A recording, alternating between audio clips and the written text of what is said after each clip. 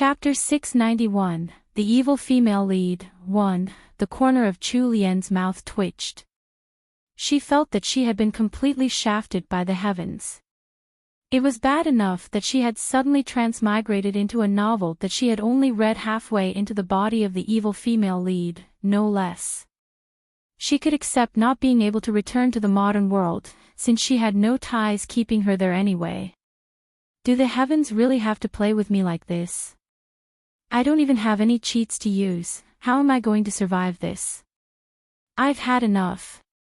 At first, her husband had suddenly turned bad, then now there was this abnormal maidservant.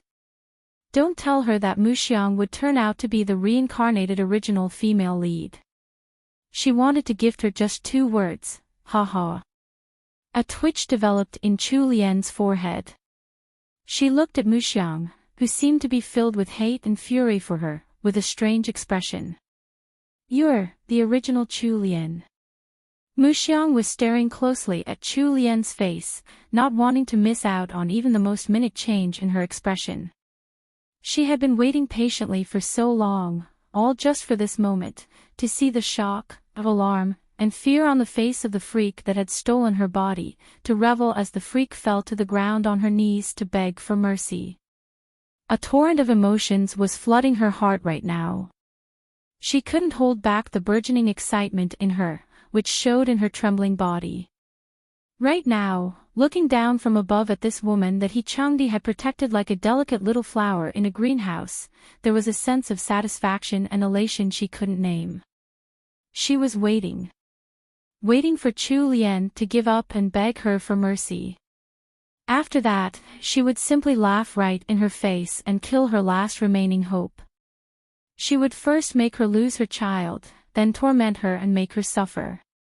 In the end, she would make sure that this impostor died without a corpse to bury.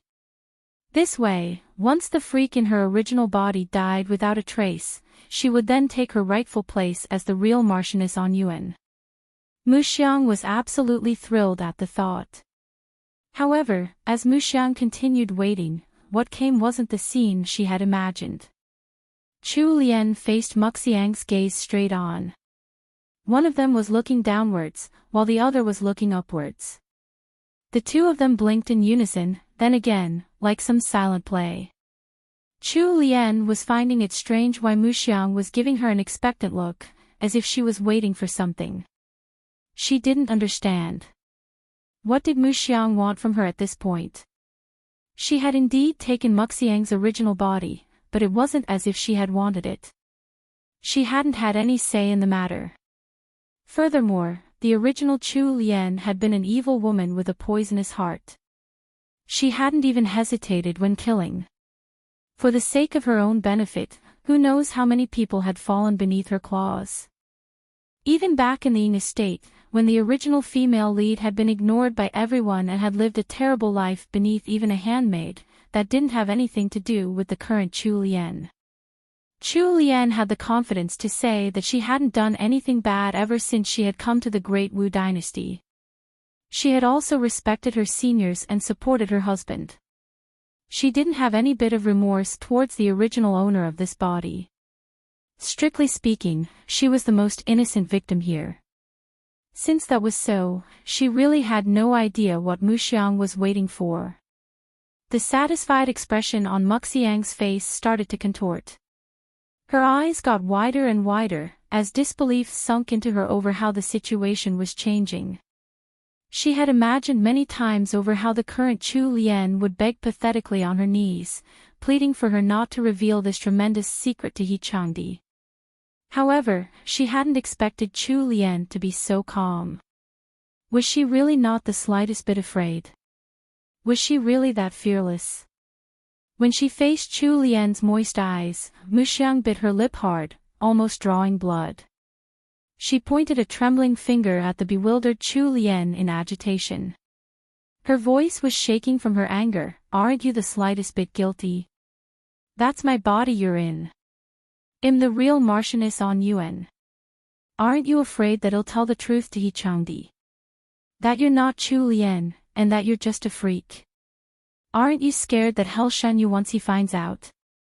Chu Lian was still stunned by the revelation, despite everything. So the soul inside Muxiang was the original Chu Lian. However, just like Muxiang had said, Chu Lian really didn't care if Muxiang were to reveal the truth to He Changdi.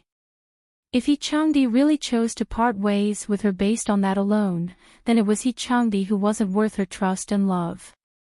She would have nothing to say to him if he broke up with her over a reason like that. Also, what rubbish was she saying? Even if Muxiang was still in her original body, going by the way the original novel had developed, she wouldn't have become a Marchioness regardless. A thought suddenly surfaced in Chu Lian's mind. Since Chu Lian had become Muxiang, going by the novel's original plot, shouldn't she have gone to look for Xiao Bojian instead? Wasn't Xiao Bojian her true love? Why was she aiming for He Changdi now? Even if Chu Lian were to say that she had chosen He Sanlang for his power now, it didn't make sense. He Changdi did hold high status and authority now, and he was currently occupying a good position in court. However, Xiao Bojian was doing equally well for himself. If they were to compare the status of both men, Xiao Bojian would likely be able to stand equally with He Changdi now. The Jingan estate wasn't a particularly old or rich noble house either, so there shouldn't be any attraction there. Since it was so, it was worth thinking further on why Muxiang had still ended up choosing He Changdi. Since she had already transmigrated into this book, nothing seemed impossible. If she were to make a few bold assumptions, could it be that Muxiang had regretted her choices in her past life, that is, the events in the original novel, and was now choosing He Changdi wholeheartedly in this life? Chu Lian hid the guesses in her heart. On the surface, she narrowed her eyes at Muxiang. Why do I have to be scared? Even if this body was originally yours, I don't owe you anything. Chapter 692, The Evil Female Lead, 2, Chu Lian's abnormal calm was like a thorn in Muxiang's side. She shoved at Chu Lian with all her strength, pushing her down to the ground, and watched as Chu Lian sprawled pitifully over the floor, her two hands wrapped around her swollen body in protection. Only then did she feel like she had vented some of her frustration. Luckily, there was the pile of hay nearby, or Chu Lian would have been really worried about her child. She purposely chose to land in a haphazard pose to make herself seem more pathetic. Muxiang's tone was cynical as she replied, "You don't owe me anything. You're really a freak. You have absolutely no shame to be able to say such words. You took my body. You stole my husband. Isn't that enough? You freak, you're the most shameless person I've ever met. If not for you, Gillen Restaurant, De Jufing Restaurant, the Northern Market and those noble titles. Wouldn't all those be mine? You've taken so many of my things, yet you're telling me that you don't owe me anything. Did you think you could simply enjoy living well like this? Dream on. I'm sending you down to hell today." Muxiang had gone crazy with jealousy. Due to the events of her past life, as well as her current life as a lowly maidservant, how could she endure seeing how Chu Lian was living right now? She wasn't satisfied with the end she had gotten in her past life, of seeing the freak who had stolen her body living 1,000 times better than she had. How could her heart possibly be content? The gap in their lives had quickly warped Muxiang's heart. Chu Lian really thought that the original female lead had something wrong with her mind. She bowed her head without meeting Muxiang's gaze, making it look as if she had given up and accepted Muxiang's words. Muxiang looked down upon Chu Lian, sprawled on the ground with her swollen belly, not daring to even look at her. She sneered, "What? Now you're finally feeling scared?" She suddenly squatted down and stroked Chu Lian's tender cheek. Her hand slid down Chu Lian's body, landed on her belly, and pressed down hard. Her voice was sinister as she continued, "I was very surprised when you got pregnant with He Changdi's child. Furthermore, this impostor had used her body to do that. The provocation in that action had driven her even more mad with envy. In the past life, she hadn't been able to get pregnant at all despite being by Xiao Bojian's side. It was only right before her death that she found out that Xiao Bojian had given her a secret medicine that made her infertile. She had assumed wrongly that Xiao Bojian had given her the medicine early on, while they had been in the Ying estate, so she had thought that her old body was still infertile. Now she knew that Chu Lian's body was actually completely healthy, it was perfect, and she could use it to bear children for the man she loved. However, the soul inside wasn't her anymore. How could she not be jealous? Captain Gua, Zhang Mai, and Xiao Hongyu all came up to surround them, asking worriedly, "How is sister-in-law?" He Changdi faced everyone with his usual cool expression and shook his head. "I'll leave the person inside to you. I'll send Lianer back first." Captain Gua patted his shoulder and entered the thatched hut with the others. Chu Lian looked around them, only to see that her masked kidnappers were all lying on the ground, motionless. She raised her chin to look up at He Changdi's defined chin. She pressed her lips together and shoved her head even deeper into his chest, trying to surround herself with the scent that made her feel safe. Chapter 693, Teaching His Wife a Lesson. 1. Of course, they ended up abandoning their plans to visit Dawn Temple. He Changdi brought Chu Lian along with him down the mountain. At the foot of Mount Lanxiang was a carriage that He Sanlang had ordered to wait for them.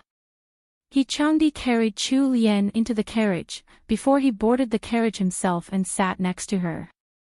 There was a basin of ice already placed within the carriage, as well as thick curtains at the window and door. The moment they entered, there was a soothing cool atmosphere to welcome them. The carriage quickly started moving.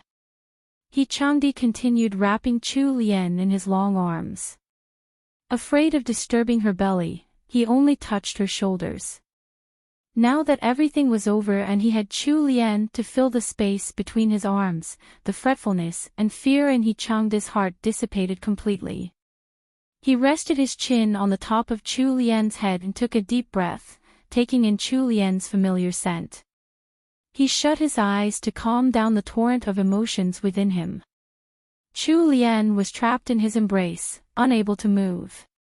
She understood that she had really been on the verge of danger earlier.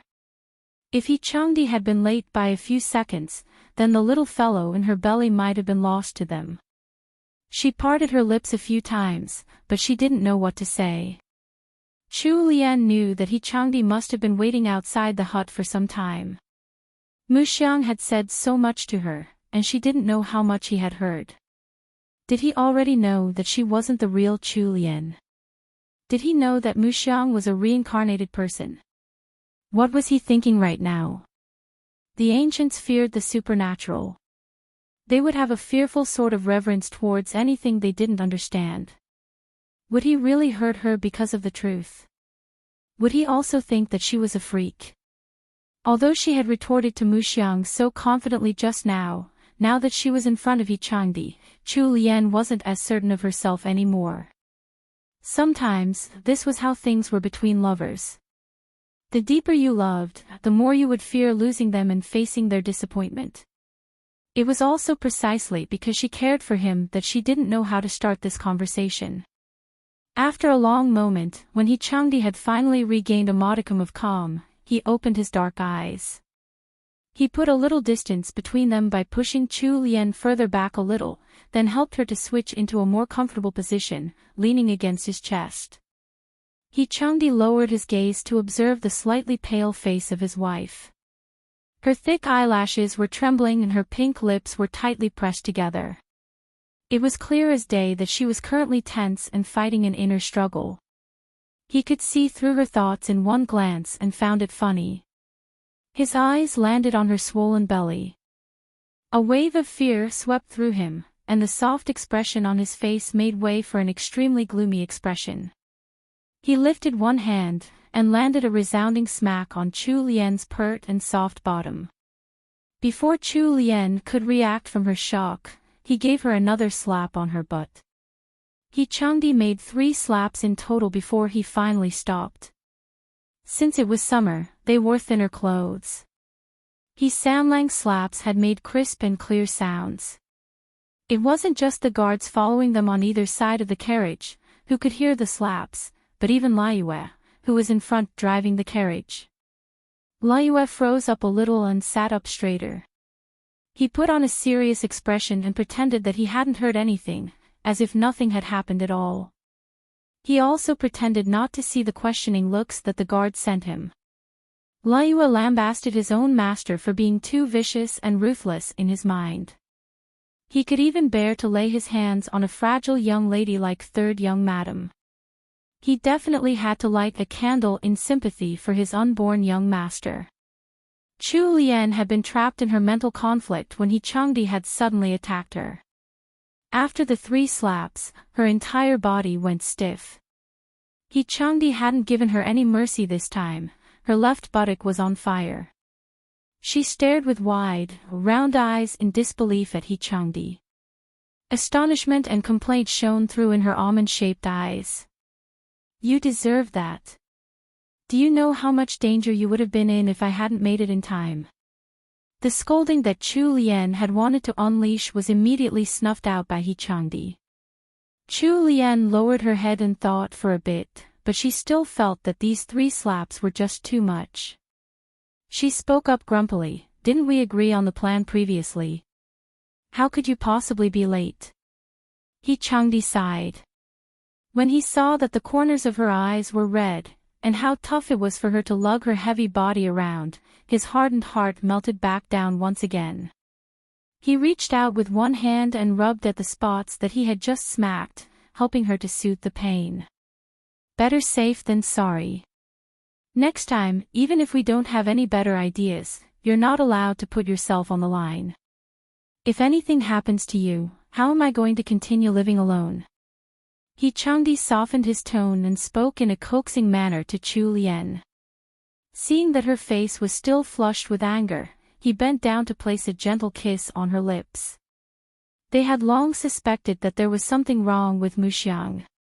He Changdi had used his men to investigate her. After a thorough investigation, he had actually discovered that Muxiang had even secretly sent messages to Xiao Bojian spies before. Seeing how big Chu Lian was getting and since they were nearing the birth, they couldn't let someone like her continue staying beside them. He Changdi wanted to find an excuse to send Muxiang away from Chu Lian. However, Chu Lian hadn't agreed. She thought that it would only solve the immediate danger, but not get rid of the threat once and for all. The mastermind behind everything would also hide even deeper. Now that the battle between the factions of 4th Prince and 6th Prince was getting even more intense, they couldn't leave any threat roaming free. Thus, she had insisted on using this chance to lure the snake out of its hole. He Changdi hadn't been able to persuade her otherwise, so he could only let her execute her plan. Both Chu Lian and He Changdi hadn't expected things to end up like this. Muxiang was actually the original inhabitant of Chu Lian's body. Due to her jealousy and hatred for Chu Lian, she had actually wanted to take Chu Lian's life. When He Changdi had been waiting outside the door, he had watched as Muxiang raised the dagger above Chu Lian. The man who had always been calm and collected on the battlefield had almost had a heart attack. Luckily, he was skilled with the bow, otherwise he wouldn't have been able to protect his wife. Chapter 694, Teaching His Wife a Lesson, 2, Chu Lian was rendered speechless by He Changdi's words. Thinking back to the close call she had in the thatched hut, a wave of residual fear washed over her. Even though she had eaten great Dr. Miao's specially made medicine to stabilize the fetus, her belly wouldn't have been able to withstand that stab from Muxiang. She had indeed put herself in too much risk and danger this time. The unhappy and indignant feelings from earlier dissipated. She looked down at her swollen belly and rubbed the top of it to soothe both herself and her unborn child. Chu Lian apologized in her mind, "Little fellow, mother has let you suffer." He Changdi saw that his wife had understood what he had to say. He covered Chu Lian's small and soft hand with his own, and joined her in stroking her belly. Don't worry, this little one has been quite obedient so far. The little one won't blame you. Chu Lien shrunk into He Changdi's embrace and clutched his lapels. After a long period of silence, she mumbled indistinctly, He Changdi, I won't do that again. Hearing that promise from Chu Lien, the corners of He Changdi's mouth curled up.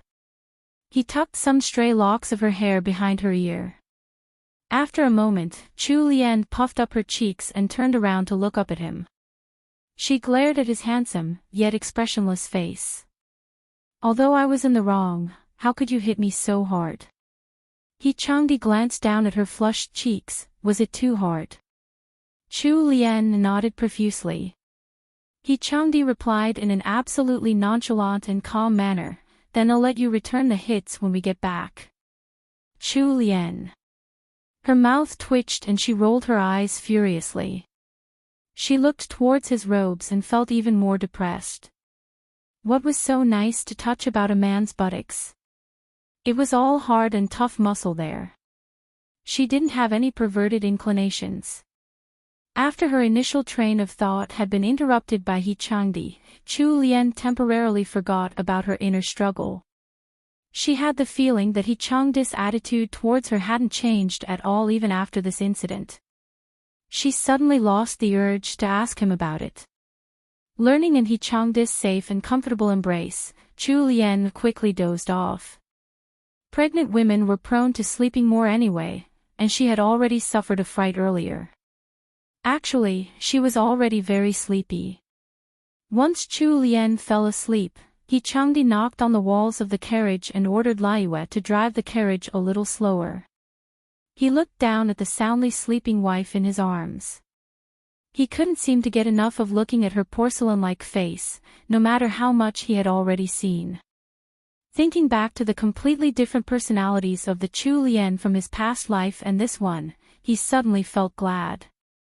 Glad that he had still left some space in his heart to accept her after he had reincarnated, and even more glad that he had won her over. It seemed like the heavens were still fair to him. The woman lying in his arms now was his true wife. She had never been that wicked woman Chu Lien from his previous life. The intelligent and sharp-witted He Sanlang suddenly burst into a silly grin while watching his wife sleep. Upon returning to the An Yuan estate, they met with Prince Wei, Count Jingan and the rest, who were waiting for them in the parlor of the outer court. He Changdi first carried Chu Lien into a side room of the outer court and settled her in before hurriedly going out to meet their worried senior family members. Countess Jingan personally went to the side room to look at Chu Lien, as well as to watch great Dr. Miao take her pulse. After the report of a clean bill of health, she could let her worries go and return to the estate with Count Jingan. He Changdi had to endure a good round of scolding from Prince Wei, before he could finally send the prince off. Standing at the main entrance of the An Yuan estate, He Changdi's back was ramrod straight, calling to mind the image of a tall mountain. His hands were placed behind his back as he watched Prince Wei's carriage disappear into the distance. A spark of realization and ruthlessness flashed across his narrow eyes. All the secrets he hadn't been able to find out even till his death had now surfaced. So that wicked woman who had caused his downfall in his past life had actually had another identity. No wonder Prince Wei cared so much for Lianer. Unfortunately, in this lifetime, Chu Lien would only belong to him, she would only ever be his wife. As Prince Wei's carriage continued making its way off into the distance, He Changdi abruptly turned around and returned to his estate with a cold expression on his face. Following right behind him was Liyue, who didn't understand how his master could change his expressions so quickly. He Changdi watched as Chu Lien drank a bowl of calming soup and fell right asleep. He sat by her bedside for a while before leaving the side room. Before he left, he ordered Wenqing and Wenlan to take good care of his wife. The moment he stepped out of the room, Liyue came to report. Master, the prisoner has been sent over by Captain Gua. She is in the jail right now. Would you like to head over? He Changdi glanced at Liyue once before quickly striding towards the jail. Liyue had to break into a jog to keep up. In a remote corner of the Anyuan estate, there was a small jail. It was located in the basement of one of the unused courtyards. Normally, He Changdi would conduct any unsavory business here. Chu Lian didn't even know that there was such a dark and hidden place in their estate. He Changdi quickly entered the jail. There were guards on duty both inside and outside the jail. Even a fly wouldn't be able to enter without alerting them. The person managing the jail was one of the He family's private soldiers. When He Changdi and Liyue entered, only Xiao Hongyu was inside. Xiao Hongyu heard the sound of their footsteps and turned to meet them. Brother He, the prisoner is in the cell within. Brother Gua and Brother Zhang had some business, so they left first. He Changdi nodded. Hongyu, I've troubled you today. You should head back earlier to rest. Xiao Hongyu rubbed the back of his head in embarrassment. Brother He, what are you saying? This is all within my duties. After sending away Xiao Hongyu, He Changdi turned and walked towards the jail cell inside. The jail cell was dark and damp, and the air was filled with the smell of blood and mold mixed together. It wasn't a very pleasant place to be. Chapter 695. We are the same. 1. One of the guards following behind He Changdi moved forward to open the iron cell door before stepping aside respectfully. The expressionless He Changdi strode into the jail cell, where only a single lantern was lighting the dark interior. His line of sight landed in the corner of that narrow and damp cell, where a human figure was cowering. That arrow He Changdi had shot hadn't taken Muxiang's life. It had only pierced through her right shoulder blade and crippled one of her arms. He still had plenty of questions for her. How could he let her die such an easy death? Perhaps the prisoner had heard the screeching of the cell doors as they opened. The trembling Muxiang lifted up her head, showing her wretched appearance. Her gaze went out of focus for a moment, but she could slowly make out the tall figure standing in front of the cell doors. That familiar face looked exactly the same as in her memories. However, his expression had changed. The high fever that had set in from the wound made her mind a little fuzzy. Muxiang thought that she was hallucinating, so she shook her head and turned to look again, only to realize that He Changdi hadn't disappeared. The sudden and pleasant surprise gave her the urge to jump up and run over to hug him. This man before her was her husband, the one who had always treated her warmly and kindly, and had always forgiven her actions. She regretted so much that she had betrayed him and chosen to be with that venomous man instead. Had he finally come back to look for her? However, even before she could attempt to hug him, a twinge of pain came from her right shoulder and arm, and a stream of memories ruthlessly doused her burgeoning hopes. The intense pain of the arrow piercing through her bones and flesh, as well as that hateful, cold look in his eyes as he had shot her. The hope in Muxiang's eyes shifted to fear and despair. She shrunk back into her body and paddled backwards, as if trying to hide in the corner of the cell. Muxiang's fearful reaction triggered a change in He Changdi's expression. He smiled. However, that smile didn't even reach his eyes. He strode a few steps closer towards Muxiang. Muxiang abruptly covered her head and shouted in alarm, Don't come near me. He Changdi sneered, Why would I listen to you? Your life is in my hands now. Muxiang stared with wide eyes at the man before as her fear washed over her entire body. Overwhelmed by the feelings, she grew ever calmer instead. She continued watching He Changdi with frightened eyes. This person before had the same as he had in her past life, but she just couldn't put the image of their faces together. It wasn't until now that she wholeheartedly felt how foolish she had been since reincarnating into this life. After reincarnating once again, why had she continued chasing after a man? Wasn't her lesson from the past life enough warning? The only person she could count on was herself. Anyone who blocked her way should be slaughtered. Muxiang became colder and calmer. The gears in her head turned swiftly. She seemed to have woken up from the haze obscuring her mind, and she finally saw a way through the darkness. The look in her eyes became sharper. As she faced the cold man before her, she quickly tried to think of a solution. She clutched her own clothes with her uninjured hand and pretended to beg for mercy. "Master, this servant was threatened by someone else. Master, please, on account for my long years of service for the matriarch, please spare this servant's life." As long as she could escape from Changdi's hands, she could leave the capital and live a life of freedom, unfettered by anyone. Whatever Xiao Bojian and Changdi owed her, she would take it back somehow in spades.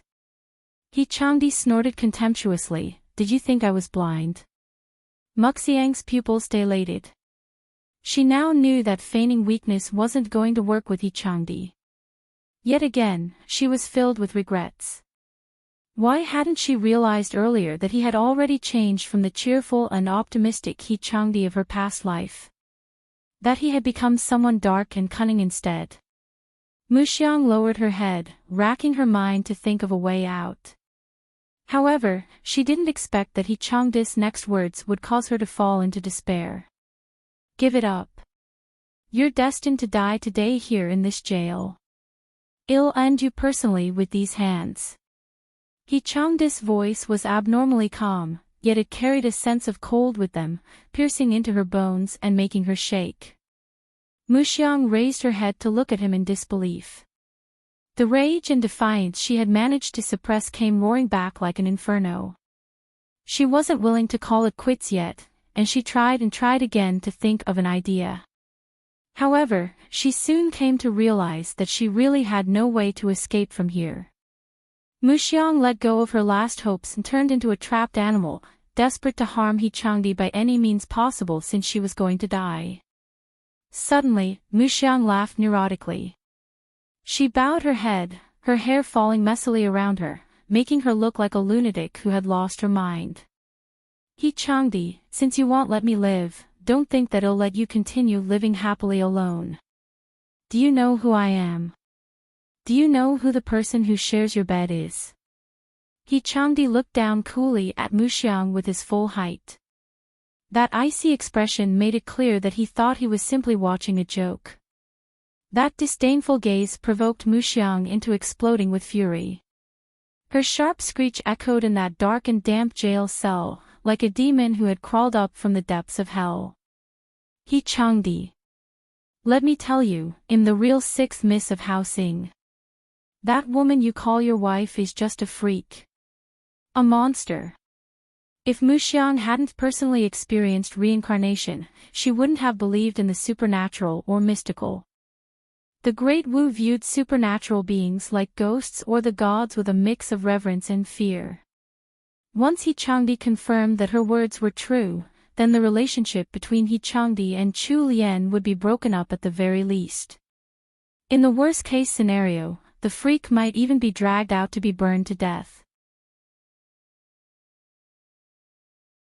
Chapter 696, We Are the Same. 2. Muxiang was waiting for Changdi's calm expression to crack.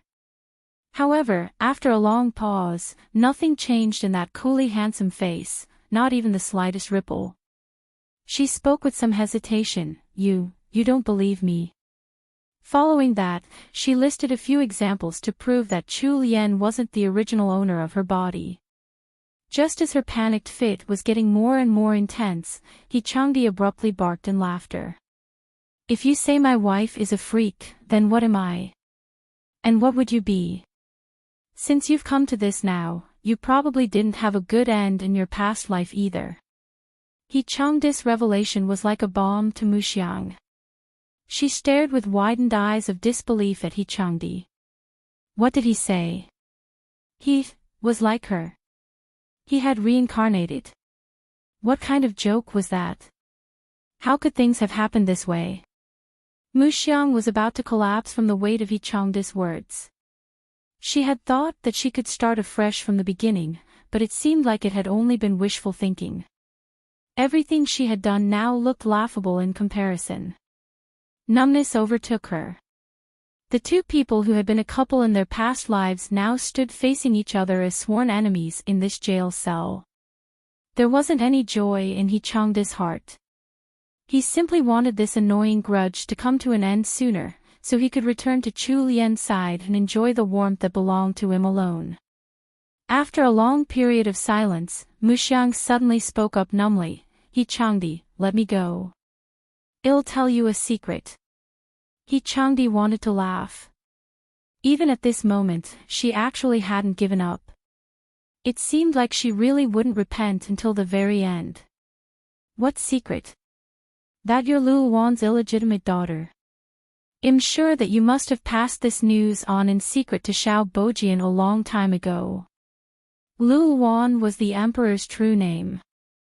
Changde had sensed that there was something off about the emperor's attitude towards him, and how Xiao Bojian had purposely tried to get closer to Chu Lian. It was only with that extra relationship between Chu Lian and the emperor that it could all be explained. Muxiang's eyes were already as wide as they could go. She had never thought that Changde would already know of that secret. In her past life, she had only found that out right before her death. Furthermore, she had dug it out from the inheritance that her mother had left for her. By then, Changde had already passed away in her past life. Finally, the despair that had been building up overwhelmed Muxiang. After 15 minutes, Changde stepped out of the jail cell. Lai Yue was guarding the door. When the manservant saw that Changde's right hand was stained with blood, he could guess what had happened to the prisoner inside. Changde paused in his steps and instructed him, take the corpse away and burn it yourself. Lai Yue took a group of guards into the jail cell. They were greeted by the sight of the prisoner lying in the corner of the dark cell, a dagger stabbed through her chest and a grudgeful expression on her face. However, she was no longer breathing. When Changde stepped out into the little courtyard outside the jail, he looked up to the dusk sky slowly giving way to the dark of night. Waves of emotions were causing ripples in the depths of his eyes. He stood with his hands behind his back. Now that he had personally gotten rid of his sworn enemy from his past life, there wasn't as much as satisfaction as he had expected in his heart. Conversely, it felt like his heart had become even more desolate and bleak. He turned towards the direction of Songtao Court, and the desire rising in his heart was the straw that broke his calm facade. He hurriedly ran towards the home of his heart. When he returned to Songtao Court, the sinister air cloaked around him kept all the servants hushed in fear. They even made sure to breathe silently. Changde went to the bathroom first to take a bath and change out of his clothes, washing away the bloody aura around him. When he changed into casual home clothes, he returned to Chu Lian's side. Chu Lian was still in the midst of slumber when she felt that her body was encased in a familiar warmth. When Hangdi lifted her head a little to slide his arm under her neck, her body actually turned subconsciously to accommodate the movement, perhaps out of trained habit. That small movement immediately dispersed the gloominess in Changde's heart. He pulled his lovely wife closer and pressed his firm chest against Chu Lian's slender back, covering her entirely with his body, as if this was the only way he could only chase away the uneasy emptiness in his heart. Changde followed the curve of Chu Lian's shoulder down, his hand tracing down her smooth skin until he found her tiny little hand. He took her hand into his own and entwined their fingers. Finally, he stroked her belly gently. Sanlang breathed in his wife's comfortingly familiar scent, then bent to kiss the top of her head.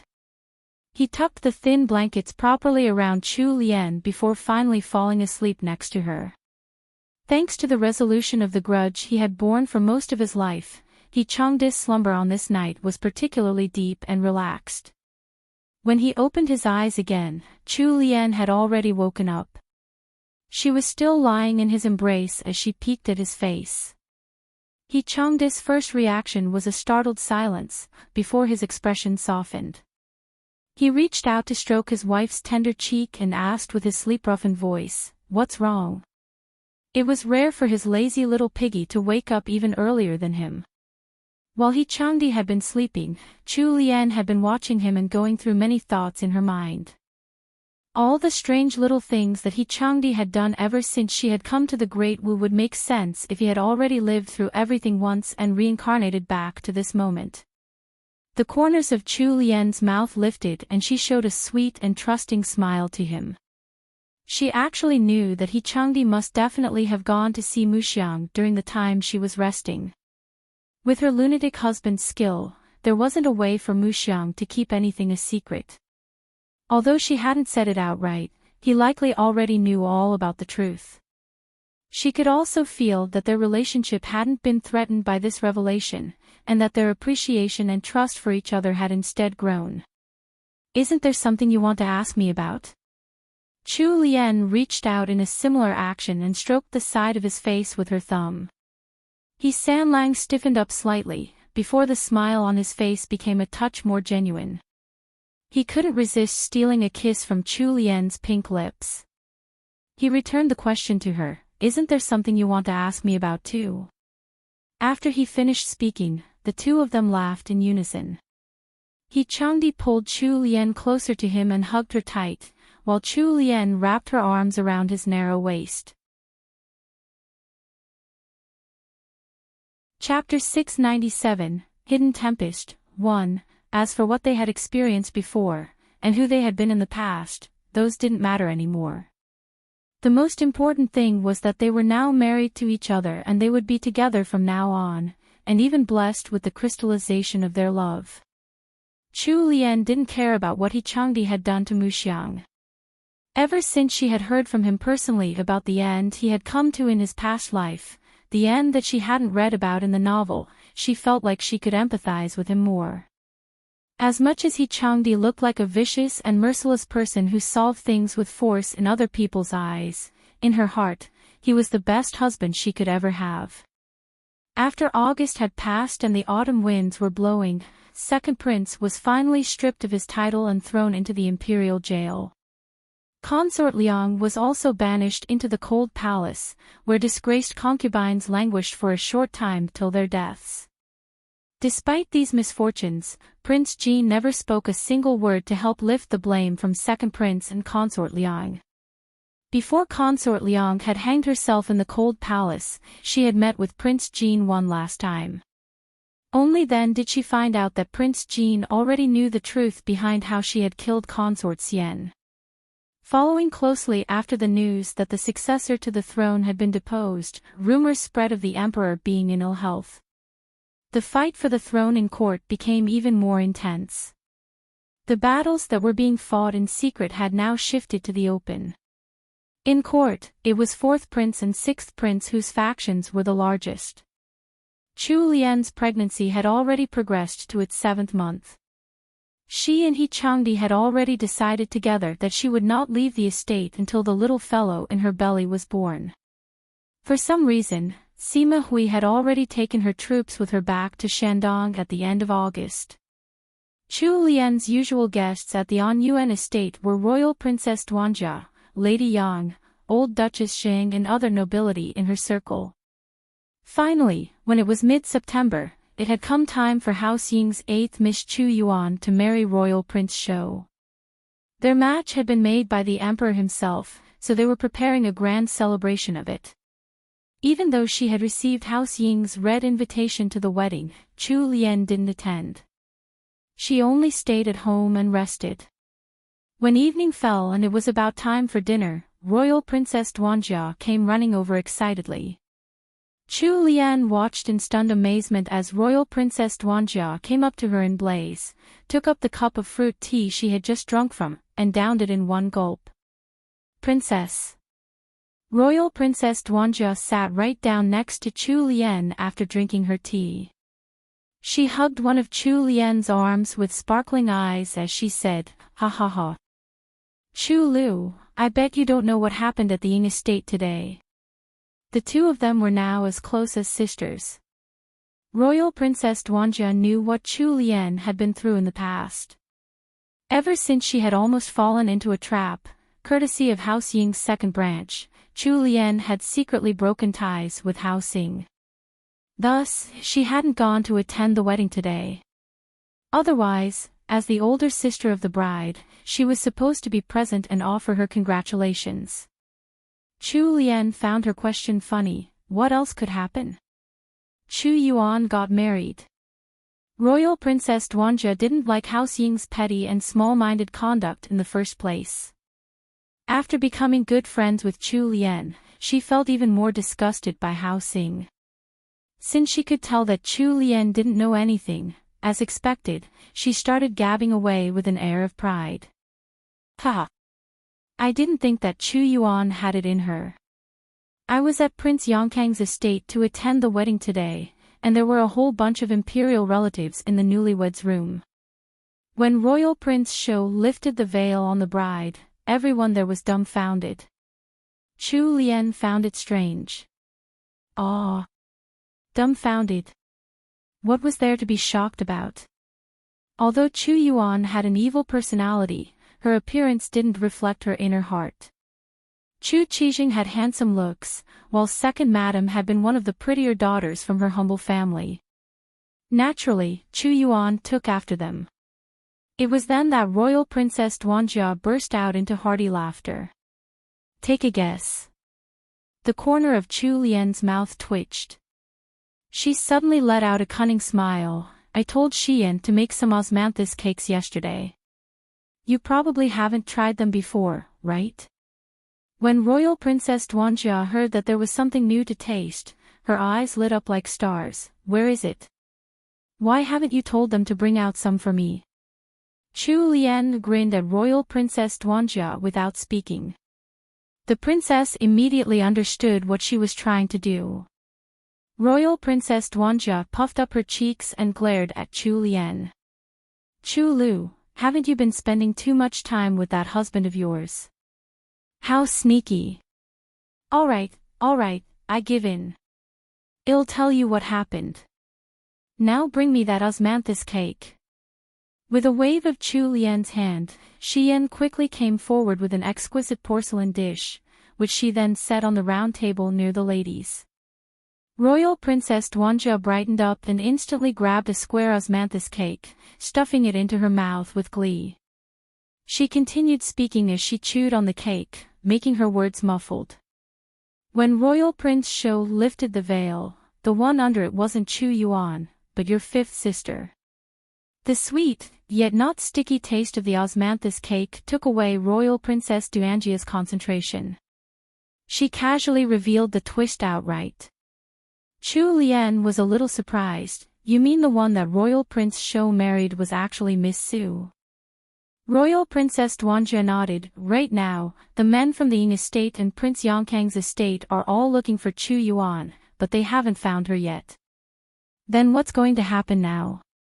Since the bride had been switched, and it had been an engagement bestowed by the emperor, this was no small matter.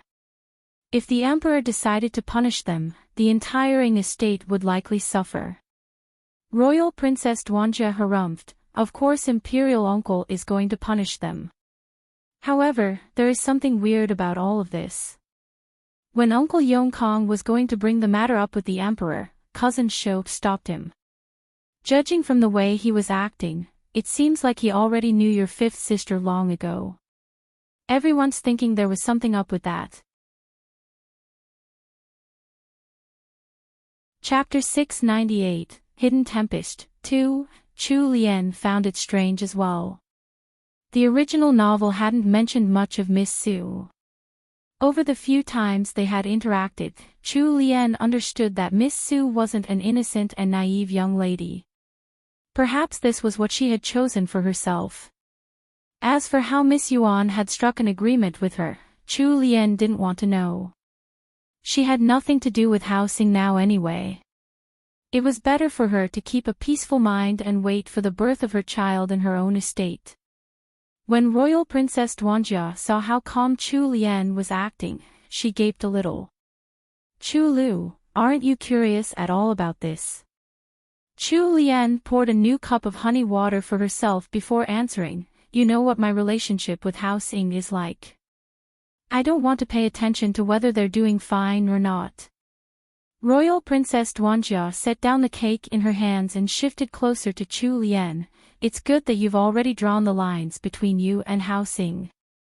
That father of yours isn't someone good anyway. Chu Lian thought to herself, she was a transmigrated soul. Her father wasn't in this world at all. Royal Princess Duanjia stayed until He Changdi returned, upon which she was chased away. It was getting harder for Chu Lian to move around, so she had senior servant Zhong send Royal Princess Duanjia away in place of her. He Changdi walked up to Chu Lian. With a smooth and practiced movement, he slid one arm under her back and another under her knees. He then lifted her up from the chaise and brought her into their bedroom. Chu Lian had a little blush on her face. She patted He Changdi's solid chest. I'm a little heavy now. He Sanlang looked down at his blushing wife. Although his face was still stuck in its stiff expression, the look in his eyes was as warm and gentle as could be. He bent down to kiss her soft lips before speaking in husky tones, I don't mind. Chu Lian was set down in a sitting position on the bed. He Changdi grabbed a thin blanket from the side and covered her with it. He sat by the bed, an arm slung around Chu Lian's shoulders as he pulled her to lean on his chest. Chu Lian raised her chin slightly to look at him. She noticed the stubble on his chin and the dark circles under his eyes. She touched his slightly prickly chin and asked, Did you just get back? He Changdi nodded, the situation at court is becoming more worrying. I can't leave it alone for long. I took some time to visit Prince Yongkang's estate in the afternoon. Since Royal Princess Duanjia came by, I suppose you already know all about what happened? Although Chu Lian no longer kept contact with Hao Xing, from an outsider's perspective, Chu Lian was one of Hao Xing's ladies. He Changdi had gone to Prince Yongkang's estate in place of her to give their congratulations to the new couple, and to prevent any loose tongues from wagging. Chu Lian nodded. How is fifth sister? He Changdi's brows were slightly furrowed, she's still in Prince Yongkang's estate. The guests have already left, but Royal Prince Shou kept her back. I've had my men investigate this matter. Chu Su and Royal Prince Shou have met before. Chu Lian's eyes widened, she was clearly shocked by this news. He Changdi snorted, I've told you before, your fifth sister isn't a simple person. This time, the entire estate is likely going to fall, thanks to these two sisters. However, I would be glad to see that happen. Miss Yuan had likely intended on taking revenge on Hao Xing, so she had come to some agreement with Miss Su in secret. One of the troublemakers had now disappeared by herself, while the other had been married to Royal Prince Shou as per her wishes, and was now safe in Prince Yongkang's estate. Chu Lian was rather in awe of these two sisters. However, it didn't matter to her whatever happened to them now. Are you tired? Do you want to nap for a bit? Chu Lian asked He Changdi tenderly. He had been keeping late nights recently. At his busiest, he might not even return home for 1 or 2 days. He had slimmed down visibly. Whenever he made a rare trip home, he could only hug her to sleep before heading out again early the next morning. He Changdi rubbed his temples and stood up to take off his outer robes. He tossed his clothes to one side and slid under the blankets next to his wife. He carefully hugged Chu Lian, his other hand reaching to her chest and groping it. The eyes he had just shut flew open again, and warm puffs of breath blew over Chu Lian's sensitive ear as he said, It's a lot bigger. Chu Lian. Wasn't it normal for her breasts to swell during pregnancy? Are you going to sleep or not? He Changdi kissed her earlobe, a smile evident in his slightly husky voice, I'm sleeping. Chu Lian moved his wandering hand down to her waist. He Changdi didn't resist and simply pressed even closer to the soft body in his arms. Lianer, please wait 2 more months. Once everything is settled, I'll spend more time with you, and our child. Just go to sleep. I'm doing just fine by myself without you. She wasn't like the other noble madams, who were carefree without their men around. She had plenty on her plate to do. Changdi chuckled into her ear. Soon, his low chuckles faded into soft breathing. Since he had fallen asleep so quickly, he must have been very, very tired. Somewhere else, within a plain residence, there was a couple locked in embrace with each other. The woman was sprawled in the man's arms. Before she could even catch her breath, the man was already questioning her impatiently. What about the information I asked you to get from Imperial Concubine Wei? Xiao Bojian's voice was husky from their recent activities and release. The woman harumphed in a charming manner and directed a pout with her full, red lips at Xiao Bojian. How heartless, Sir Xiao. You didn't even me rest for a bit. Aren't you afraid that I'll change my mind and refuse to tell you anything? Xiao Bojian suddenly let out a sinister smile. The gap between the darkness in his eyes and his ethereal features made the woman drunk on his beauty. Are you really not going to tell me, madam? The woman looked his body up and down with a seductive gaze, and caught hold of his face. I can't bear not to tell you, thanks to this face of yours. Chapter 699, Rural Estate, 1. Although Xiao Bojian hated the touch of the woman before him, he hid it well. His tone rose in pitch near the end, making it slightly flirty. As expected, the woman ate up his act. She giggled girlishly before putting her hands on Xiao Bojian's naked upper body. Sir Xiao, I advise you to give up. Although the Emperor doesn't like Marquis An Yuan much, it's not to the point where he would break apart Marquis An Yuan and Honored Lady Jeannie. While Honored Lady Jeannie's secret identity is rather grand, it's not something that can be revealed to the world. Even if the Emperor wants to protect her, he wouldn't do it in the open. Since Honored Lady Jeannie is already pregnant with Marquis An Yuan's child, the Emperor has slowly abandoned his initial notions. Actually, she didn't really understand the man under her. He was clearly a bright and strong youth, admired by many of the ladies in the capital. Why did he have to set his heart on the already married Honored Lady Jeannie? Even if Honored Lady Jeannie had a somewhat special identity, surely he didn't have to go this far. Marquis An Yuan wasn't a simple man. Furthermore, his second brother, He Erlang, was one of the Emperor's imperial guards. A fierce tempest was broiling under the surface of Xiao Bojian's gaze, but he didn't reveal any of it.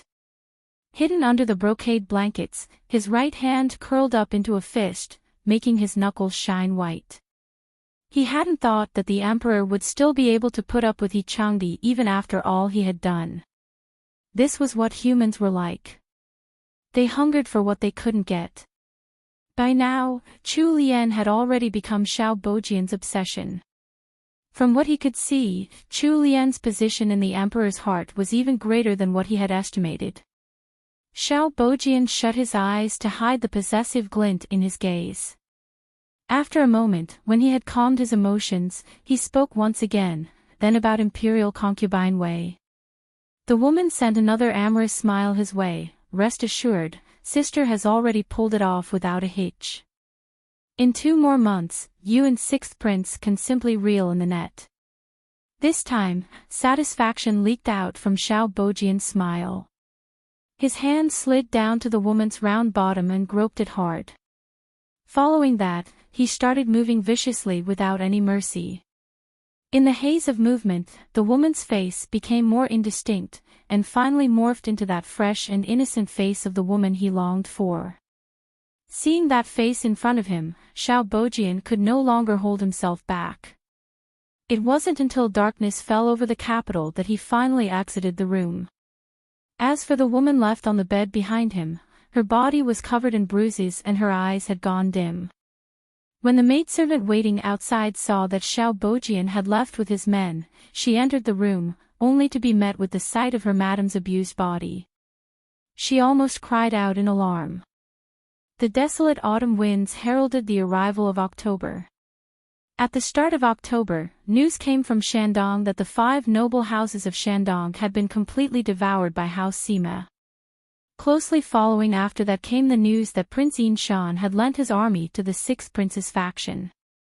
In the middle of October, Xiao Bojian forced rich merchants to submit and support 6th Prince financially.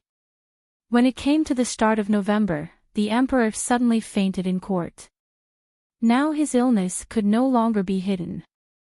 Information leaked out from the Imperial Physician Institute, saying that the emperor didn't have many days left. There was a flurry of activity at court. The empress didn't have any sons and 2nd prince had been imprisoned, so the battle between 4th and 6th prince had become even fiercer. The emperor sent out a decree, declaring Prince Wei as his temporary stand-in. Prince Wei would be the one to decide national matters, along with the cabinet. As the emperor's illness progressed, there was even more activity both in and out of court. By the end of November, the 2 princes' factions had come to the point where they were clashing on the battlefield. Chu Lian's expected delivery date was in the first weeks of December. It wouldn't be long from now. The most dangerous place to be in right now was the capital. The moment He Changdi had returned early this morning, he had ordered Chu Lian's servants to start packing. Chu Lian had been in the middle of sewing a tiny child's undergarment in her warm bedroom. Although she wasn't good with needlework, she had learned from Xian over the past few months. She could still make a little undergarment since it was rather simple. Hearing He Changdi's footsteps, she turned to look at him with a smile. Is something the matter? Why are you back so early today? When He Changdi saw that she had set down the needlework in her hands and was about to stand up to greet him, he quickly strode over first and held her. It was already winter. While the room was kept warm, Chu Lian was still wrapped in layers. Other than her belly, her face hadn't changed much. Her entire being was wrapped up like a ball. Due to the enormous size of her belly, her circulation wasn't very good and her feet were swollen. Right now, it was painful for her to walk anywhere. As long as He Changdi was around, he would always help to massage her legs if he had nothing to do. Have you felt anything in your belly today? Since it was close to her due date, He Changdi would ask that every day when he returned. Seeing how large she had become, he was on edge and worried for her each day. Chu Lian smiled faintly and shook her head. No, the little fellow has been good. The little bun in her belly had stopped tormenting her once they had hit the 9-month mark. He Changdi helped her over to a chaise and lowered her down slowly. As he watched Chu Lian drink some nourishing soup, he spoke with a grave expression. Lianer, the situation outside is becoming more and more unpredictable. I'm sending you to a rural estate in the outskirts today. Chu Lian was astonished. We can't stay within the city any longer. He Changdi nodded. There was nothing to hide from his own wife. Xiao Wujing has highly skilled assassins by his side. I'm afraid he'll try to do something to you.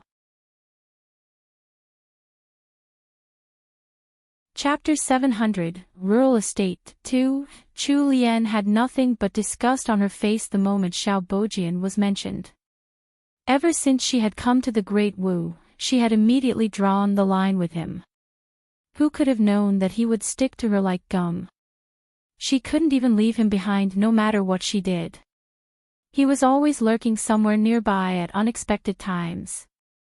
She looked down at her large belly and thought for a bit before nodding. All right, I'll go to the rural estate.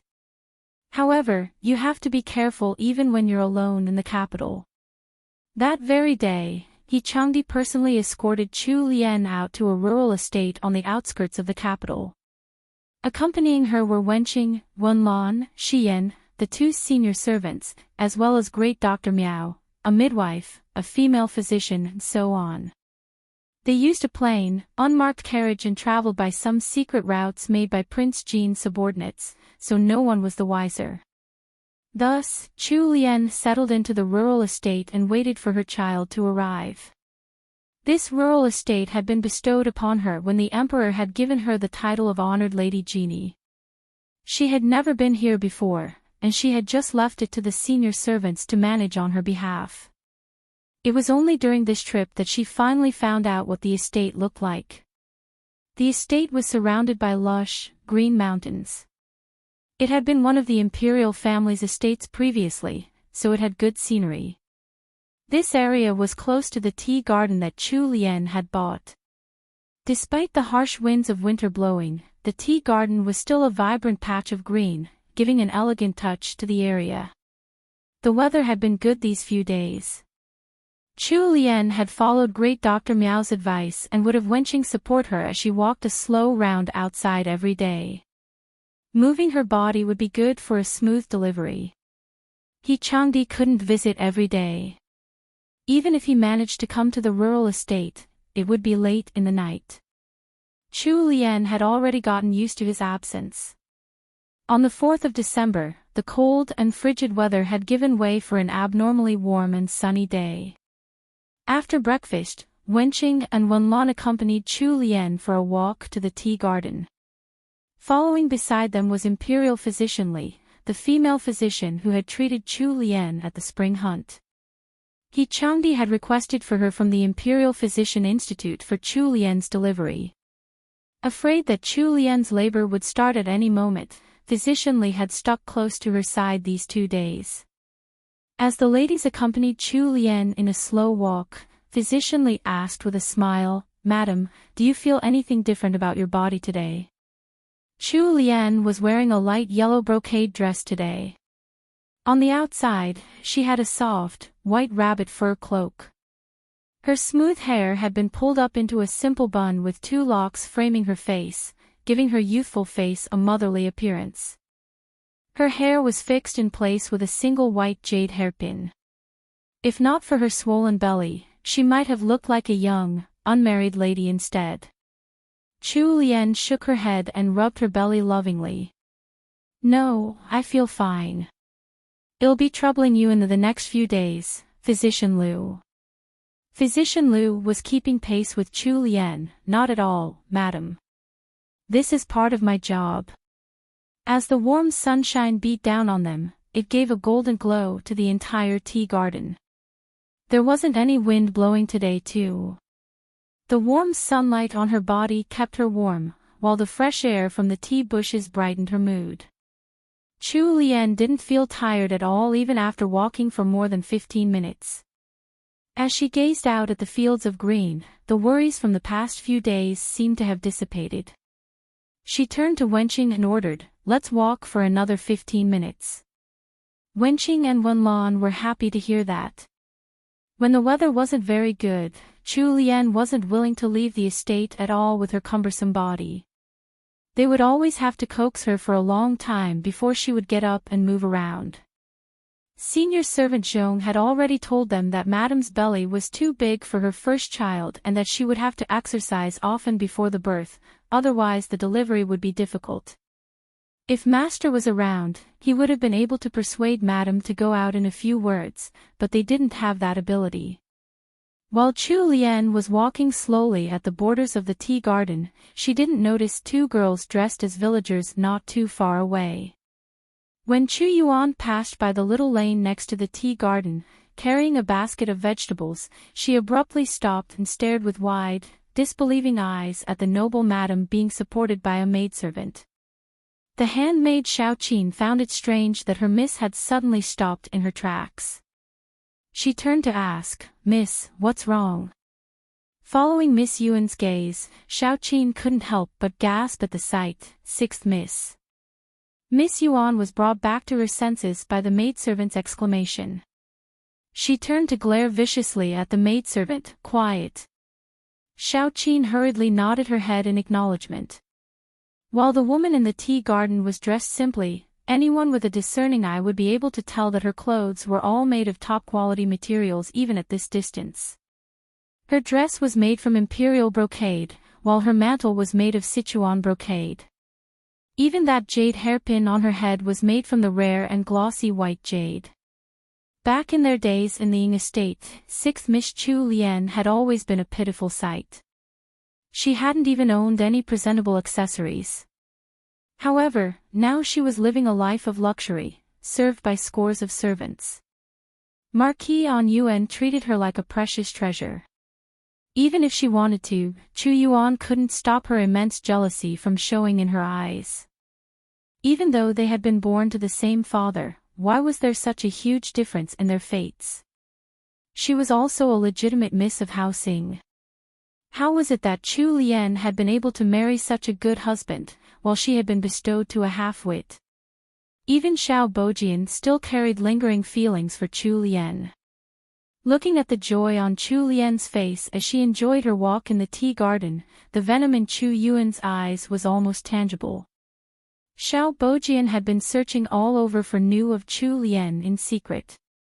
Who could have thought that she had been sent out to this rural estate by He Changdi? The fact that she had managed to stumble upon Chu Lian must have been the will of the heavens. Xiao Qin was panic-stricken by the sight of 6th Mississippi. She carefully reminded Chu Yuan, "Miss, let's hurry and leave. If 6th Miss finds out we're hiding here, it'll be bad for us." Chu Yuan suddenly let out a grim laugh. She pulled Xiao Qin along as she turned and ran away. In her heart, she was still thinking, bad for us? It's going to be bad for Chu Lian instead.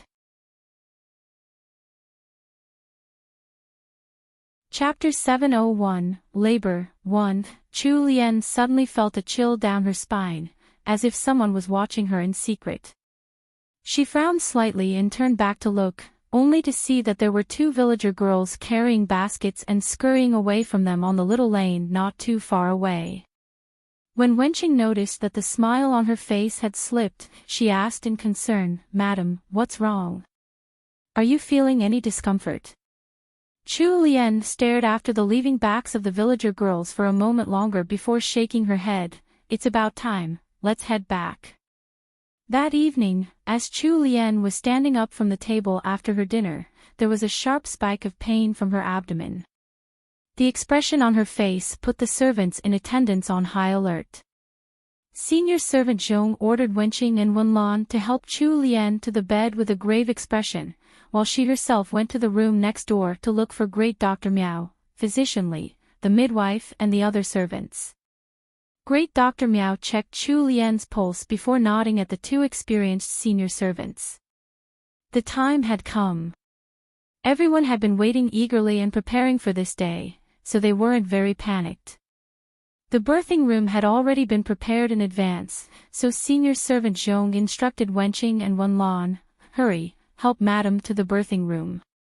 Chu Lian's labor pains had just started, so there was still time before the actual birth. While the pain came in waves, she was still able to walk somewhat with the help of the maidservants. Senior servant Gue led 2 strong menial servants away to boil hot water in the kitchen. Senior servant Zhong called over the guards that He Changdi had arranged to protect the estate, telling one of them to quickly send the news that the madam's labor had started to the marquis.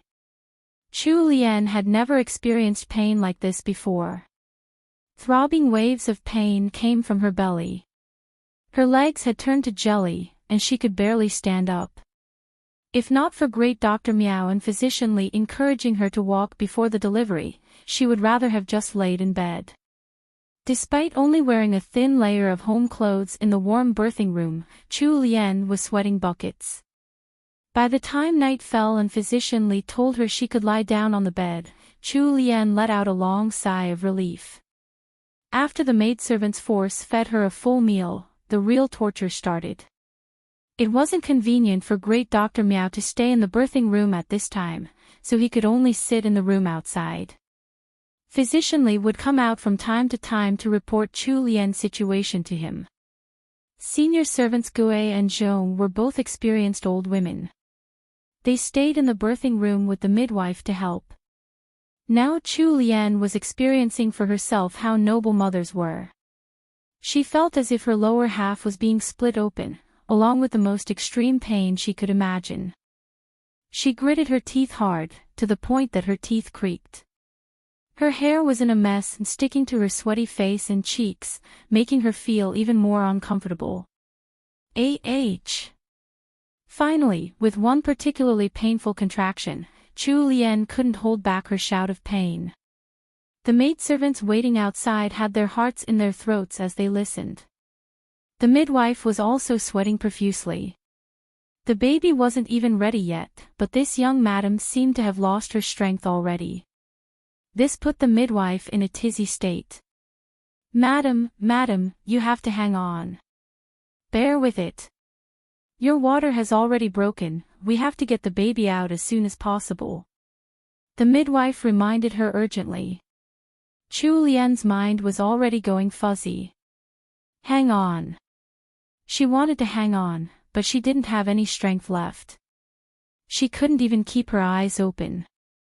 All of her strength seemed to have been sapped out of her, she really couldn't keep going on. As she thought so, Chu Lian's head slumped to the side as she fell into a dead faint. The servants and midwife were all frightened out of their minds and there was a flurry of commotion in the birthing room. Luckily, Physician Li managed to calm down her emotions and took out some silver needles. She pushed them into some of Chu Lian's acupoints, making Chu Lian wake back up. Hurry, the ginseng soup. Wenlon hurriedly brought over the ginseng soup that they had prepared. Physician Li used a teapot with a long spout to make Chu Lian drink it down. After getting forced to drink that bowl of ginseng soup, Chu Lian recovered a bit of energy. Her vision was still fuzzy and her mind was also in a daze. After Physician Li called out to her a few times, she frowned as her unfocused eyes stared into thin air. Even Physician Li had never seen a situation like this before. She frantically shouted by Chu Lian's ear, Madam. Wake up, madam. You have to endure. The baby isn't out yet. Hearing the commotion inside, even Great Dr. Miao could no longer sit still. He stood up to pace around the outer room. Suddenly, there was the sound of hoofbeats from outside. Before everyone had the time to be surprised, Changdi had already swept into the outer room of the birthing area like the wind. Although he couldn't hear any cries from Chu Lian, the terrible expressions on everyone and the grave atmosphere made Changdi tense up. His handsome face went cold, like an ancient lake locked up with frost. He strode towards Great Dr. Miao, his tone full of impatience and worry. Uncle Miao, how is Lianer? Great Dr. Miao hadn't gone into the birthing room, so he didn't know the details. He could only speak in general. The baby is too big, so the situation isn't looking good. With Great Dr. Miao's medical skill, he could naturally save Chu Lian and the child in her belly, but he couldn't guarantee that there would be no side effects to Chu Lian's health. He was also rather worried at this point. The news hit Changdi like a bolt from the blue. He had received the message while he was at Prince Jin's estate, so he had rushed back without stopping. He hadn't expected to receive this news when he returned to the estate. Thinking of the possibilities of what could happen to Chu Lian, his heart twisted in pain as if someone had taken away a chunk of it. At this time, Chu Lian's pained scream rang out from the birthing room. Changdi immediately returned to his senses. He turned, intending to barge right into the birthing room. Xian was guarding the door of the birthing room with a heart full of anxiety. When she saw that the Marquis was about to rush in without a care, she quickly stopped him. Master, the senior servant said that men can't enter the birthing room.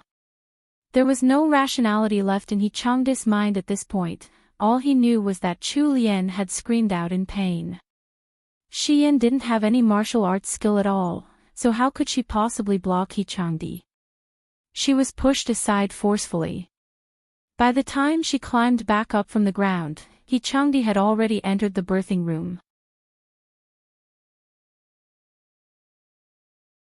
Chapter 702, Labor 2. Once Changdi passed the privacy screen, he saw Chu Lian's wretched appearance as she laid in the bed. Right now, the midwife and Physician Li were encouraging her to push harder. She cried out once more, and lost all her strength again. When Physician Li saw that she was about to pass out again, her face paled along with Chu Lian's. Madam, wake up. We can see the baby's head now. You have to push a little harder.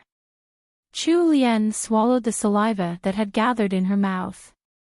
Her voice had gotten hoarse from her screaming, I don't have any more strength left.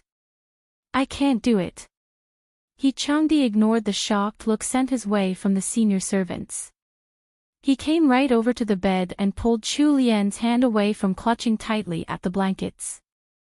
Lianer, I'm here now. Wake up. Hearing the voice of the person she had been waiting for, Chu Lian's mind finally cleared a little. When she turned and looked at He Changdi, a sense of grievance fell upon her. He Changdi, I can't give birth to our child. I don't have any strength left. That frail tone from his wife was like a hand squeezing hard on He Changdi's heart. All of his emotions were laid bare on his cool and handsome as he reached out to stroke Chu Lian's sweat-covered face. Lianer, don't give up. I'll stay by your side and watch as our child is born. Once he comes out, I'll scold him for you, okay? For some people, when they were suffering, their loved one's reassurance might bring tears instead. Chu Lian was one of those. When she saw that He Changdi had come to her side, the melancholy stored in her heart all came flooding out at once. Tears streaked uncontrollably down her cheeks. He Changdi. But it hurts like I'm about to dash. Before she could finish her words, He Changdi pressed 2 fingers to her lips. Lianer, don't say that. What did you promise me last time? You said that you would be with me forever. Have you forgotten already? Chu Lian pressed her lips together, enduring the immense pain her body was in to focus her gaze on the man before her. He Changdi didn't wait for her reply and put his arm in front of Chu Lian's lips. Lianer, be good for me. Listen to the midwife. If it hurts, just bite me. As if He Changdi's sudden arrival had returned her courage, Chu Lian shut her eyes briefly and had a short break. Finally, she complied with the midwife's instructions and pushed even harder. Even so, the birth was hard. Under the protection of physician Li, Chu Lian still fainted once more. After that, they gave her the medicinal soup that great Dr. Miao had already prepared. After going through a whole night of hellish torture, when the first tendrils of daylight showed over the horizon, the little baby in Chu Lian's belly safely arrived in the world. The moment she heard the baby's hearty cries, Chu Lian finally drifted off to sleep out of exhaustion. Senior servants Gue and Zhong both rejoiced inwardly upon seeing the lower half of the newborn baby. It was a young master. The midwife quickly brought the newborn over to a basin nearby and washed him clean, before bundling him into a large red blanket. When all was done, she handed over the little fellow to senior servant Gue to hold. Wenqing had already gone out to report the good news. Senior servant Gue brought their young master over to He Changdi, who was still sitting by the bedside, and exclaimed happily, Master, it's a young heir. Congratulations, Master. The midwife and maidservants in the room chimed in with their own congratulations. However, He Changdi was still watching the sound asleep Chu Lian with a dark expression. There were still strands of hair stuck to her sweaty face, so he lovingly helped her to tuck them back behind her ear. His response to senior servant's Gue was a cold one, bring the child out to his nursemaid. Get great Dr. Miao to come in and look after Lianer. The midwife had helped plenty of noblewomen give birth. This was her very first time seeing a father who only cared for his wife and didn't even glance at their child. Furthermore, the child was a boy. If it had been any other man, they would have been elated beyond belief. Senior servants Gue and Zhong muttered inwardly to themselves. Their young heir was so cute, but his father didn't even want to look at him. He didn't have any taste at all. However, they didn't dare to disobey orders in front of He Changdi.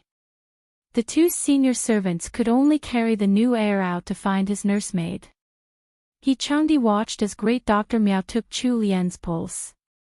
The moment the doctor put down Chu Lian's wrist, he hurriedly asked, Uncle Miao, how is Lianer's body? Great Dr. Miao had seen how Changdi only had eyes for Chu Lian and her health. He hadn't even glanced at his own child after becoming a father for the first time. Since he was satisfied with Changdi's attitude, he didn't try to scare him. Rest assured, Marquis. She's only sleeping because she used up too much strength. There won't be any negative effects from this, especially if she eats a few rounds of my special medicine. However, since she's so young and her body suffered a bout of ill health previously, I'm afraid she won't be able to feed the child normally. Great Dr. Miao's meaning was clear. Chu Lian wasn't allowed to breastfeed her child. However, since they had hired 2 nursemaids, they wouldn't have to worry about the heir going hungry. Changdi stood up to see Great Dr. Miao out of the room. When Great Dr. Miao got up, he caught sight of Changdi's rolled-up sleeve which exposed the bites covering his forearm. The bites were so deep that they were bleeding. It was clear that those had been made by Chu Lian during the birth.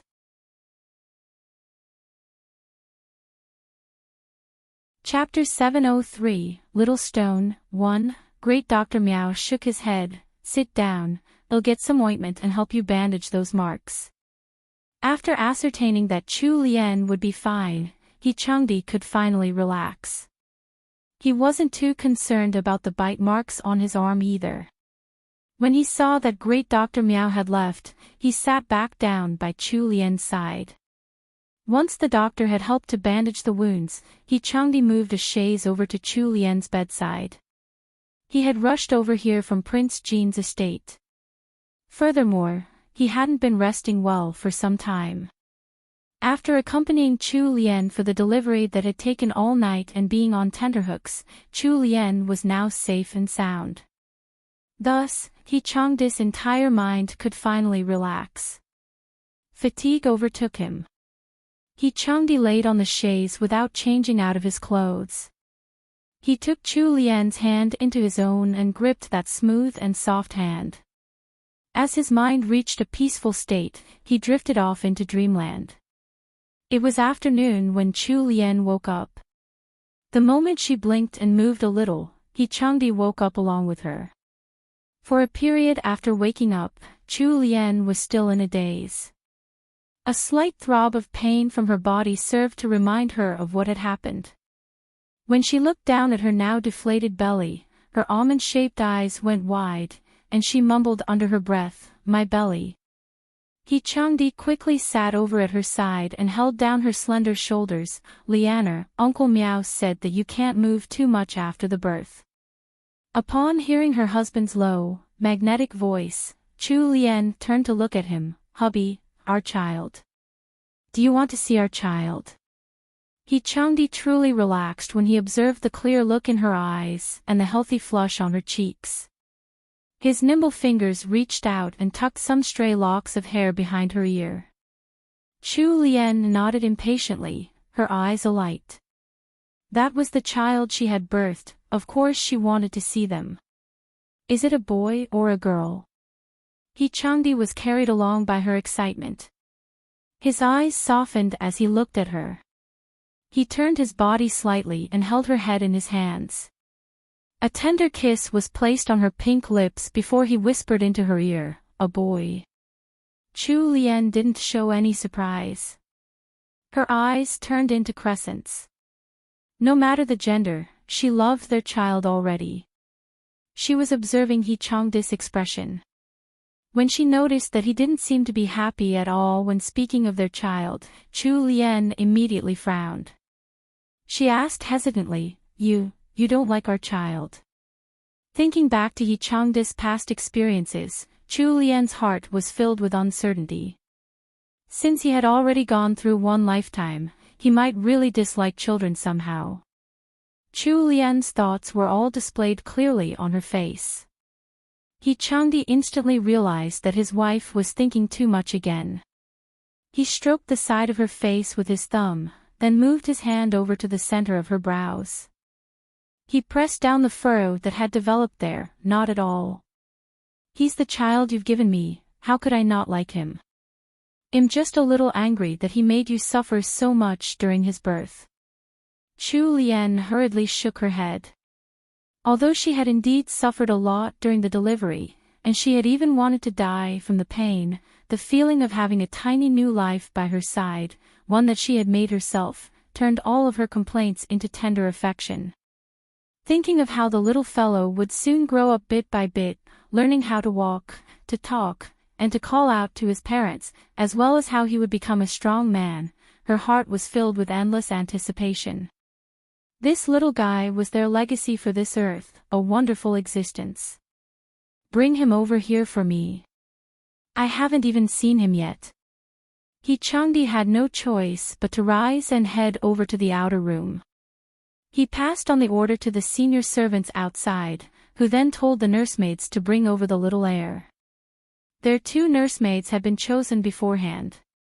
Both of them had been born in the Jingon estate as family servants. They had clean family backgrounds and were in their 20s. While their looks were rather average, they worked hard and efficiently, and they had good personalities. Senior servant Zhong smiled as she brought the newborn heir in and set him down next to Chu Lian on the bed. Changdi helped Chu Lian to turn a little so she could see the tiny newborn swaddled up in a bright red blanket. Chu Lian had been expecting to see a fair, plump and cute little baby. She hadn't thought that her child would look like a flushed little monkey.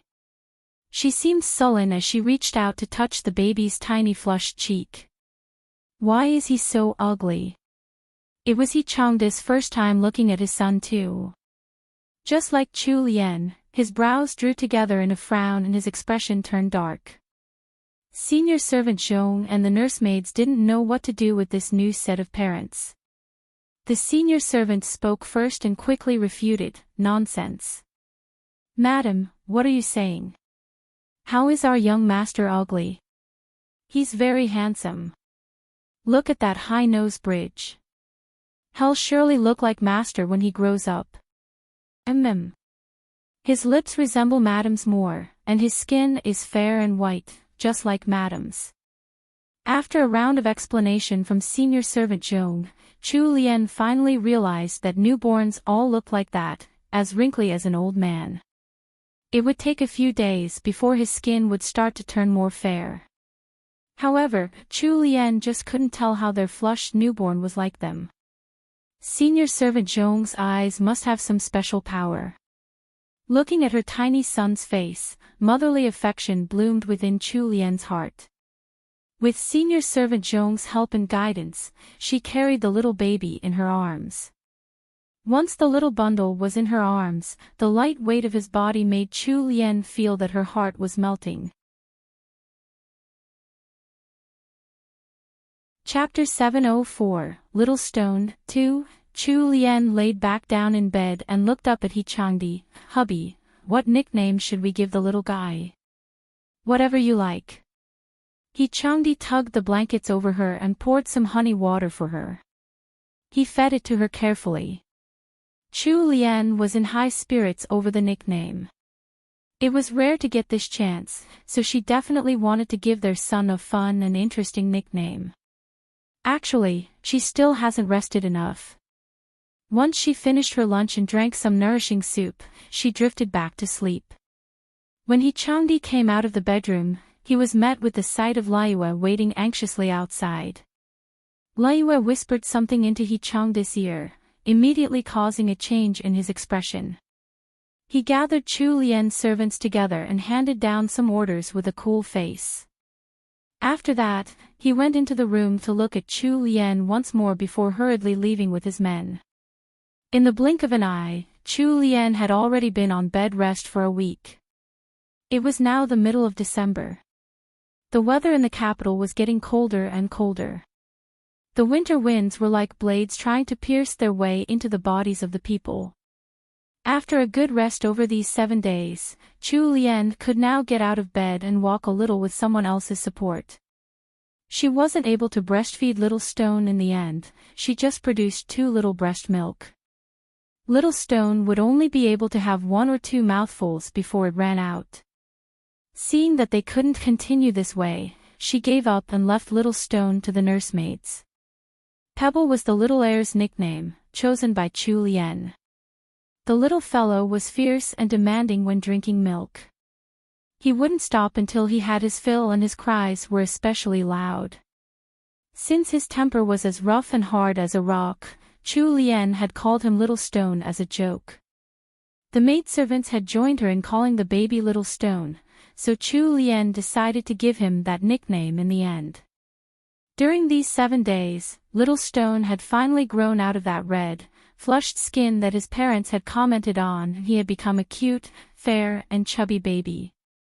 It took about that much time of staring for Chu Lian to finally discern that he really did have some features where he resembled He Changdi, especially his nose and ears. When he smiled, he looked absolutely like his father. Senior servant Zhong had the best understanding of this, as she had seen He Changdi when he was young. She would often joke that Little Stone was exactly the same as his father had been as a baby. However, the happy and harmonious atmosphere in the rural estate couldn't reach the hostile situation in the capital. Although it was close to the end of the year, there was no air of celebration to be found anywhere in the capital. The weather was desolate and the citizens were tense. During the week that Chu Lian had been in confinement to recover from the birth, He Changdi hadn't returned at all. He had only sent 2 letters back in secret. From the contents of the letter and the tense atmosphere in the capital, Chu Lian could guess at how bad the situation was at court. Every day, whenever she played with her son, she would be filled with worry for He Changdi.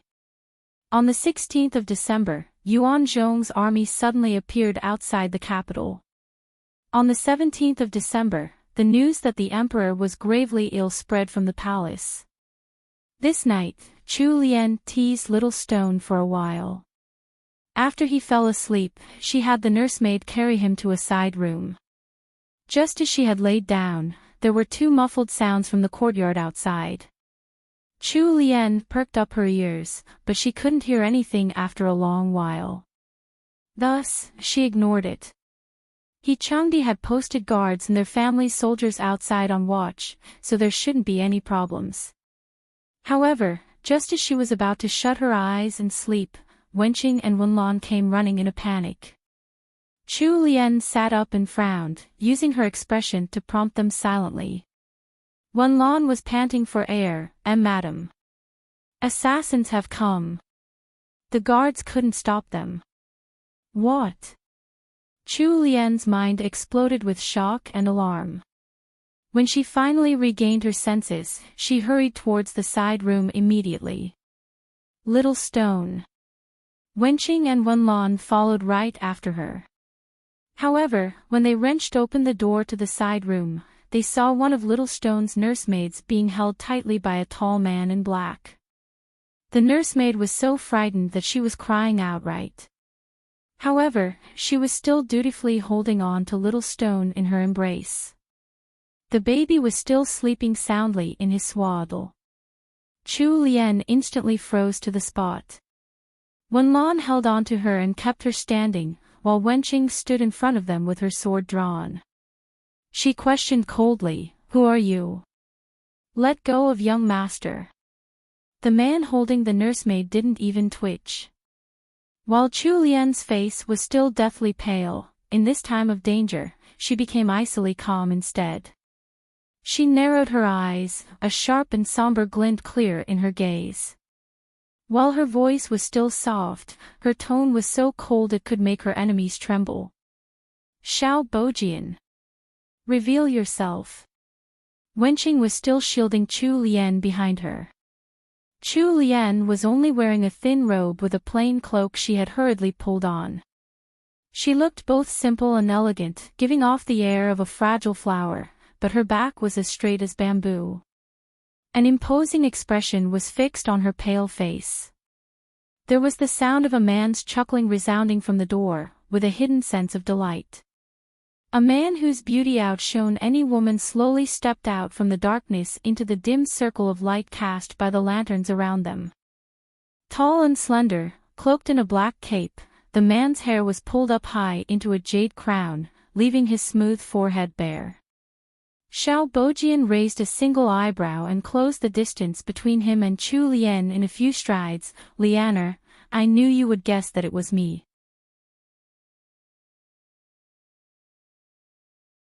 Chapter 705, Exchange, 1. Xiao Bojian narrowed his fox-like eyes.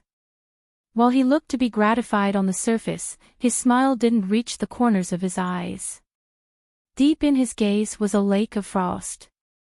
After Xiao Bojian made his appearance, the tension in Chu Lian's heart changed instantly to a dead calm. She stared closely at the man before her. Her soft voice had morphed into a hard and tough one. State your terms. Xiao Bojian started a little. He hadn't thought that Chu Lian would get right to the point. He was slightly unhappy with how Chu Lian had caught him off guard.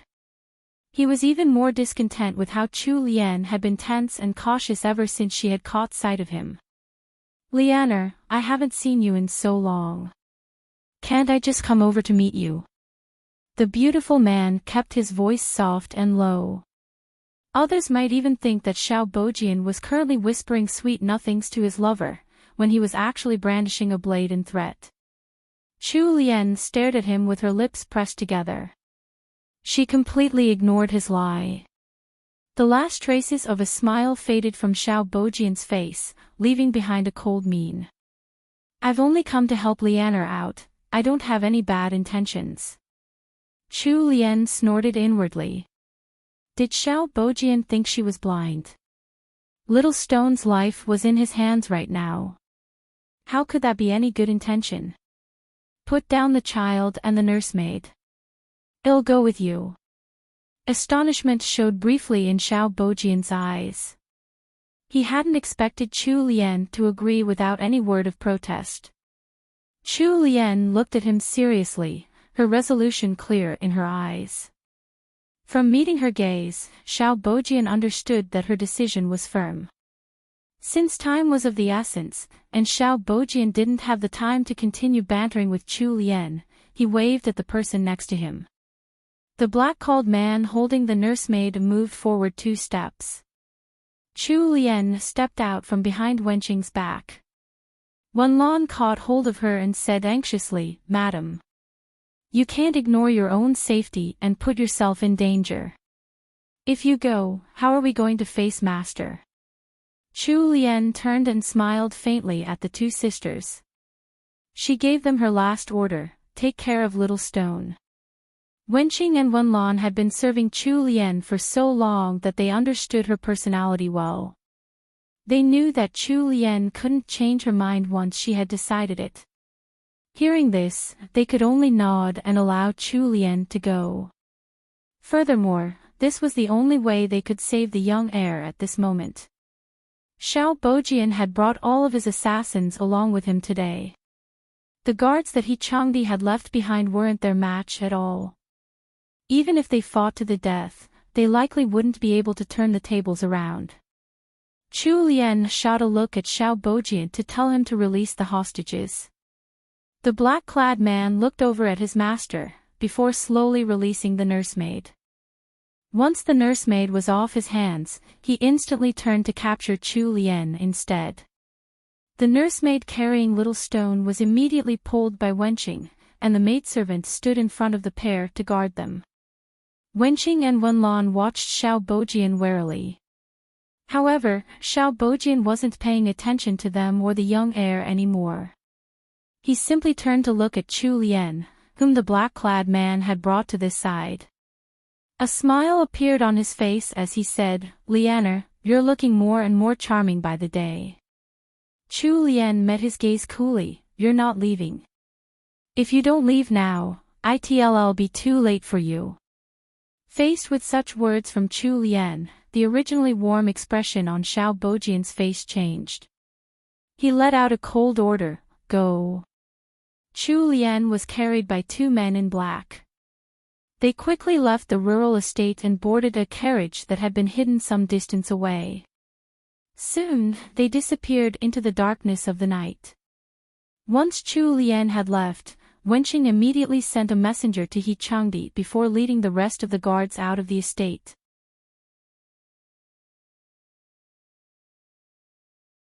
Chapter 706, Little Stone, 2. on the dark and quiet road, there was only the sound of the hoofbeats and the carriage wheels turning. The group of mounted men guarded a carriage as they headed at top speed towards the capital. Within the carriage, the atmosphere was filled with tension. Chu Lian sat in a corner of the carriage with her eyes shut and unmoving, as if all this had nothing to do with her. Xiao Bojian sat in front of her, his sharp and sinister gaze constantly watching her. It hadn't been long since she had given birth, so Chu Lian was supposed to be in confinement still. She was only wearing a plain casual dress right now. For the sake of keeping warm, she had pulled on a light purple vest. Her black hair was loosely tied up with half of it cascading down her back. The only accessory she was wearing was a simple light purple headband with rabbit fur accents. Her body was still weak from the birth. After the commotion just now, her face was as pale as a ghost. However, the pallor didn't reduce any of her beauty and made her seem like a poor lady in need of protection instead. Her moist eyes now contained a glint of resolution, giving her a strangely attractive aura. For some reason, Xiao Bojian felt that the current Chu Lian was even more attractive to him now as compared to before she had married. His eyes were set aglow, like a starving wolf that had finally found some prey that he was satisfied with, and he wasn't willing to let it out of his sights. Deep in Xiao Bojian's perverse heart, he was still imagining how he could break the stubborn woman before him and how he could make her into a pleading and sobbing mess under him. He wanted to break her wings, so that he would become the only one she could rely on. She would become his exclusive plaything. Thinking of that, his entire being started trembling with excitement. Even with her eyes closed, Chu Lian could feel the weight of his invasive gaze on her. She bore with the discomfort and tried her best to ignore the nausea rising within her. However, Xiao Bojian wasn't willing to let her off so easily. He chuckled lowly, "Lianer, aren't you curious where we're going?" Chu Lian thought for a bit before opening her eyes, directing her clear gaze at Xiao Bojian, who was seated across from her. It took a moment before she could speak. "I'm already in your hands, is there a need to ask that?" Xiao Bojian's face sunk as he abruptly lost the desire to tease Chu Lian. Chu Lian watched as his face shifted through various emotions. Finally, he spoke up again, "Lianer, was there ever a time when you truly liked me?" Chu Lian felt that Xiao Bojian was a joke.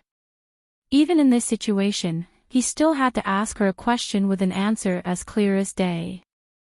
If she had been the original owner of this body, she might have tried to come with an answer that he would be happy with. Unfortunately, she wasn't the original Chu Lian. Ever since the start, she had always tried to keep this fearsome man at a distance. Was he trying to joke with her right now? Even if she could possibly have had any good impression of him at the start, it would already have been dispelled by all the choices he had made in front of her. He hadn't realized that the person he cared about wasn't her, but himself. Chu Lian's expression grew even colder. She spoke some words that Xiao Bojian couldn't even refute before shutting her eyes. "Don't you know the answer already? Why would you want me to say it once again? There's no meaning to repeating some words too much." Before Chu Lian finished speaking, Xiao Bojian's beautiful features had already contorted. If not for the tension at court and the need for Chu Lian as a chess piece in their game, he would likely have lost his temper and taught Chu Lian a lesson.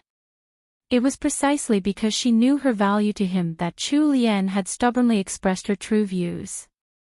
She wasn't stupid. Right when Xiao Bojian had used Little Stone as leverage to capture her, she had already realized the importance of her identity to Xiao Bojian. Chu Lian's ruthless reply had completely cut short their conversation in the carriage. The carriage quickly entered the capital without any hindrance. It soon reached the one place in the capital where all the power and authority of the dynasty was concentrated.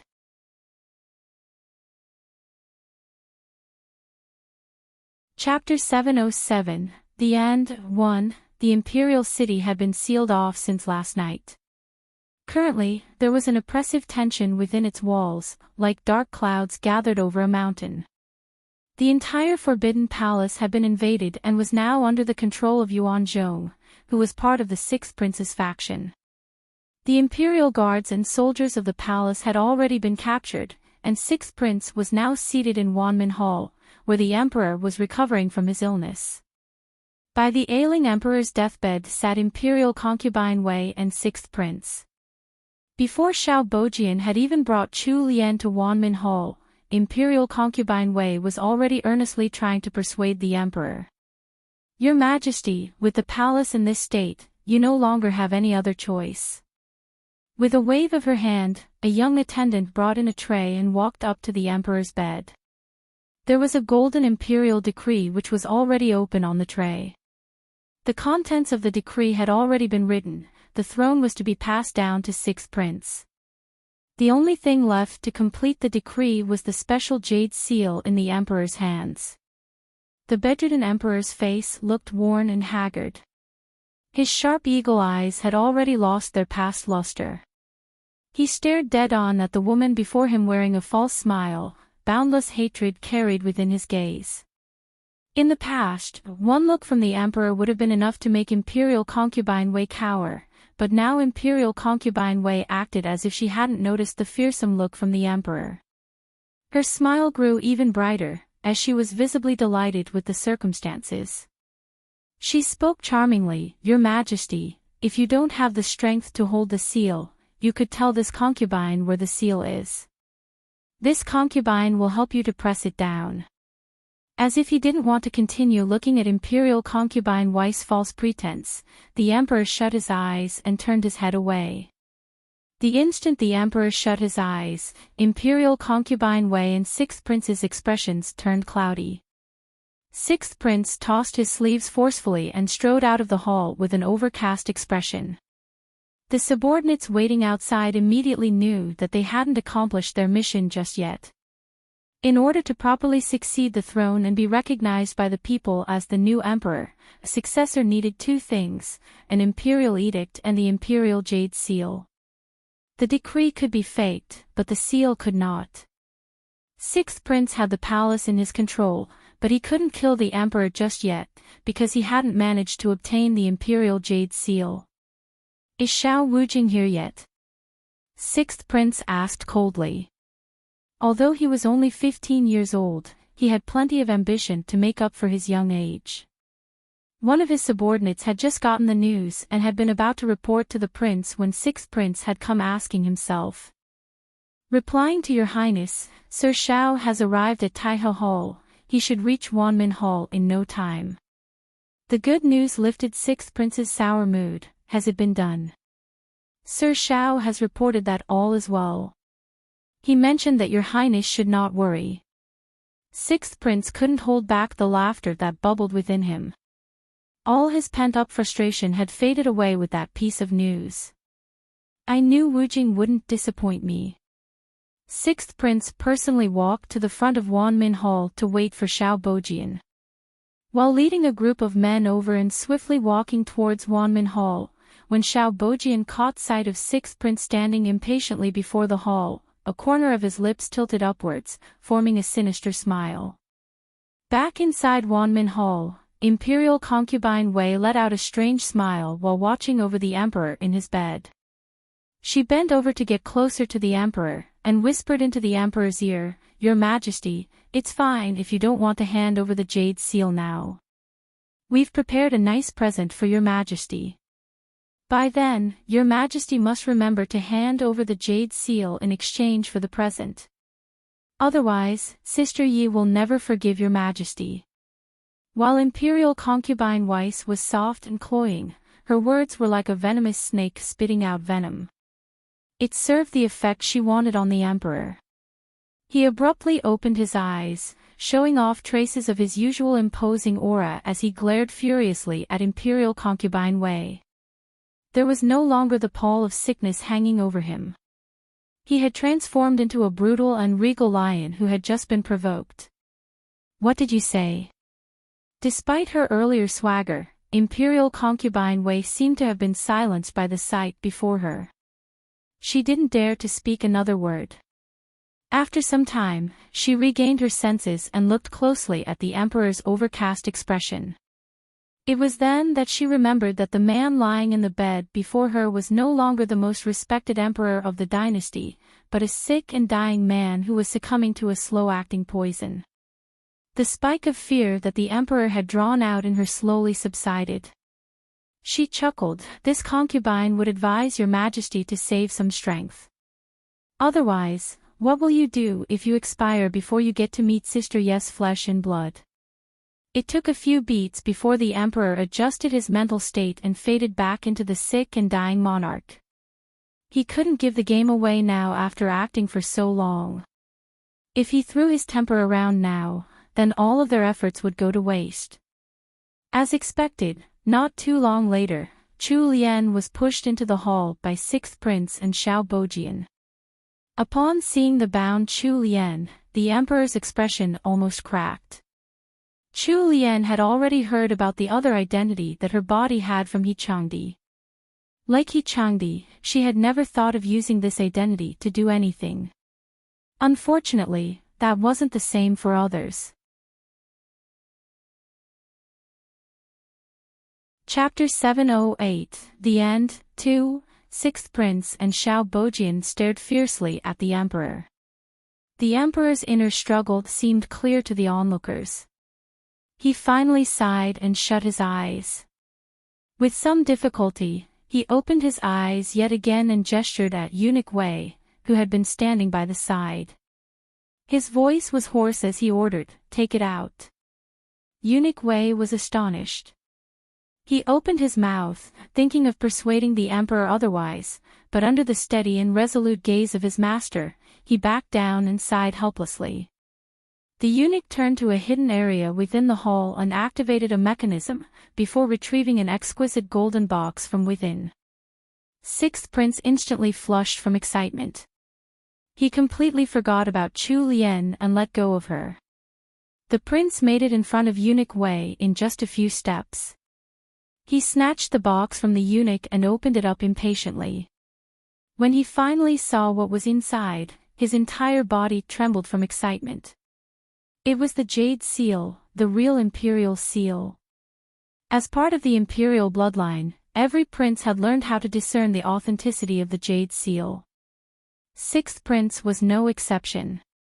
Just as 6th Prince was overjoyed at the turn of events and was dreaming about how he was going to ascend the throne that had been fought over by millions of men, the box was suddenly lifted right up from his hands and he was bound by ropes. He was in utter disbelief at everything that had happened in an instant. His eyes nearly bulged out of their sockets. When he found out that the one who had given the order to tie him down was the person he had trusted the most, extreme fury flooded his heart and he reacted like a mad dog. "Xiao Bojian, what are you doing? Have you forgotten your place?" 6th Prince had bellowed his little heart out. He shouted for his guards to save him, but no one moved. He lost his senses and started screaming wildly like a lunatic. The sudden turn of events had also managed to stun Chu Lian. However, she didn't stand there in a daze for long. She looked around her and quickly found a corner where she could hide in and shifted that way. Although the hall had been surrounded by Xiao Bojian's men and she knew she couldn't possibly escape at this moment, she could still lower the amount of danger she was in and keep herself safe for now. One presented the golden box that he had stolen to his master. Xiao Bojian let out a sneer and dug at his ear, as if hating the clamor that 6th Prince was making. He shot an eye at the black-clad man holding 6th Prince. With a single chop of his hand, 6th Prince fainted right over and collapsed to the floor. When the emperor discovered that Chu Lian wasn't in any immediate danger, his heart relaxed a little. However, he didn't show it in his expression and continued acting like he was on his deathbed. He glared at Xiao Bojian as if he couldn't believe everything that had happened thus far. Xiao Bojian seemed to be pleased by the fearful and dismayed look the emperor had sent him. He smirked and walked towards the emperor. "Your Majesty, was all of this beyond your wildest thoughts?" The emperor coughed as he questioned indignantly, "Who are you? What are you aiming for?" Xiao Bojian let out a burst of laughter. Who am I? Of course your majesty wouldn't know me. But I'm sure your majesty hasn't forgotten about Xiao Rong. The emperor's expression shifted instantly. This time, he wasn't acting. He was genuinely shocked. Xiao Rong. What a familiar name from his memories. Xiao Rong had been his sworn brother. During the fight for the throne, he had also been his greatest ally. By the time he had ascended the throne, Xiao Rong had become his most trusted leader of the Imperial Guards. Unfortunately, later on, that all-powerful man had committed a major crime and his entire clan had been sentenced to death. The Xiao clan then vanished into the annals of history. You're Xiao Rong's son. Now that the truth had been revealed, the emperor realized that the beautiful man before him did have some resemblance to Xiao Rong. What a discerning eye you have, your majesty. You're truly worthy of all the effort I've put in to avenge my father's murder. The emperor abruptly burst into an intense fit of coughing. Chu Lian was simply acting as an observer to all this. She frowned slightly as she thought. She didn't know what had happened in the later half of the novel, so she had still been in the dark about Xiao Bojian's other identity. The great enmity between him and the emperor was completely out of her expectations. Have you ever thought that there would come such a day? Ha ha ha. Today, not only will you give up your life to be buried with my father and clan, but your dearly beloved daughter will go down with you. Aren't you glad? Don't worry, you won't suffer for long. You'll meet my father soon. Xiao Bojian was clearly overjoyed. He took a sword from one's hands and charged towards the emperor, blade pointed straight at his heart. Chu Lian was startled by the sudden movement. However, from where she was standing, she couldn't possibly reach Xiao Bojian.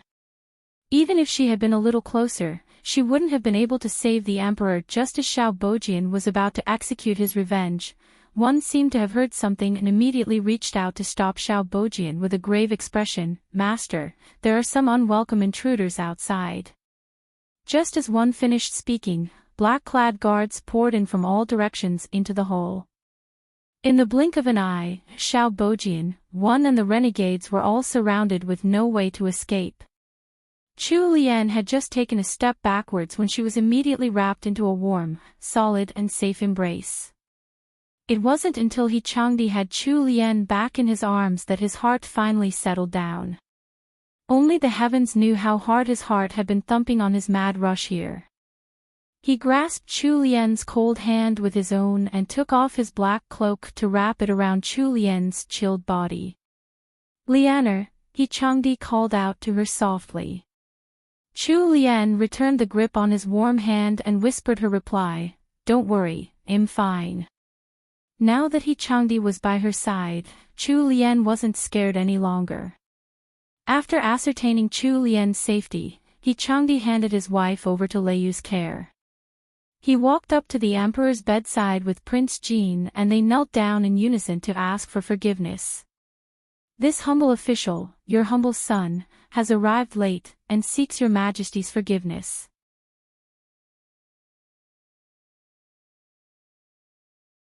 Chapter 709, The End.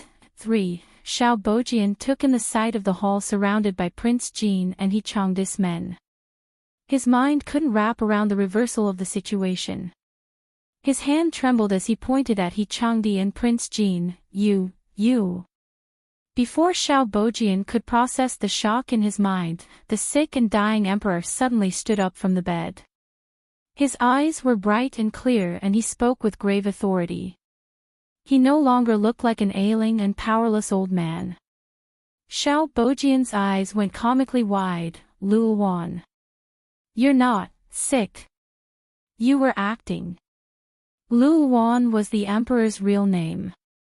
Ever since he had taken the throne, it had been many years since anyone had dared to call him by his name. Xiao Bojian really had some guts. One stood in front of Xiao Bojian with his blade drawn, trying his best to protect him. The emperor pulled Prince Jin and He Changdi up, then sneered coldly. He roared out his order, "Take down these traitorous rebels." Immediately, the guards swarmed over One and Xiao Bojian. One's martial arts skill was superb. Even while protecting Xiao Bojian, the guards couldn't get close to him at all. He Changdi drew his sword and jumped into the fray. After 15 minutes, One collapsed to the floor, dead, while He Changdi had captured Xiao Bojian. Xiao Bojian no longer had any of the distinguished bearing of a top scholar. His appearance was wretched and his hair was in complete disarray. He glared furiously at the emperor and shouted, "Lul Wan! You traitor! My father was wholeheartedly loyal to you, yet you destroyed my entire clan just because you feared his power. You tyrant!" He Changdi had already returned to Chu Lian's side, and was now hugging her gently as they watched this drama unfold. The emperor walked over to Xiao Bojian, who was being pressed down to the ground by some guards. He looked down upon him contemptuously and let out a cold snort. "Your father never told you the truth." Xiao Rong had brought his own death upon himself.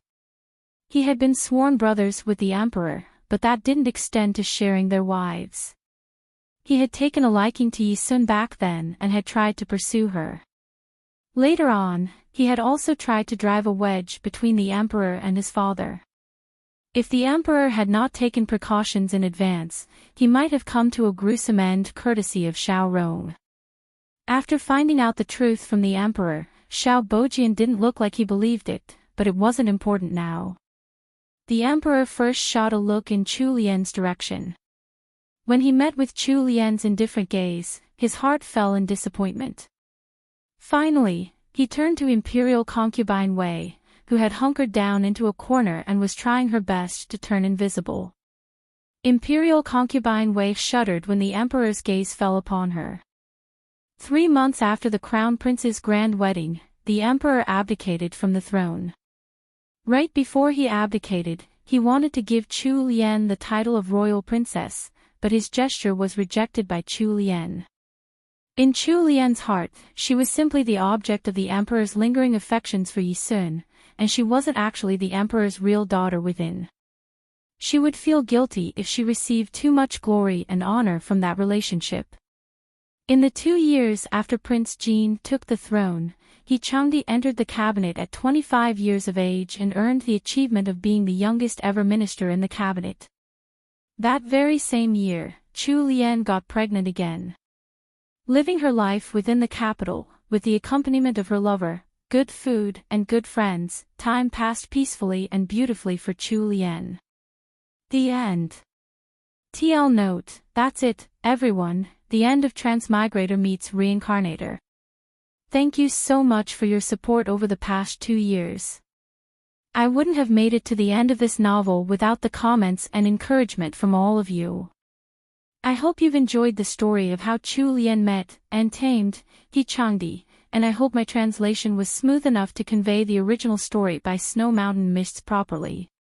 Some of you have asked what my next project will be, and I'm sorry to say that I won't be taking up any more translation projects.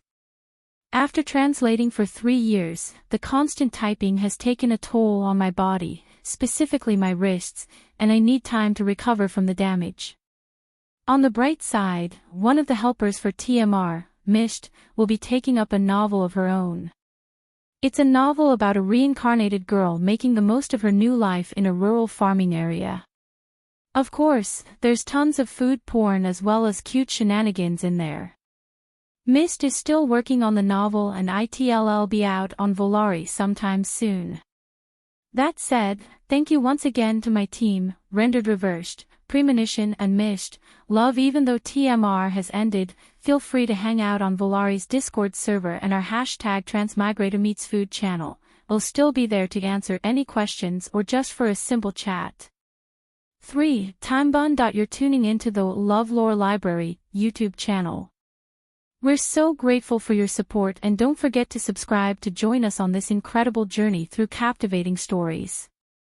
Your generosity through donations truly makes a world of difference, as it's the primary source of revenue that allows me to expand and enhance this channel for you. Thank you from the bottom of my heart for being a part of this adventure.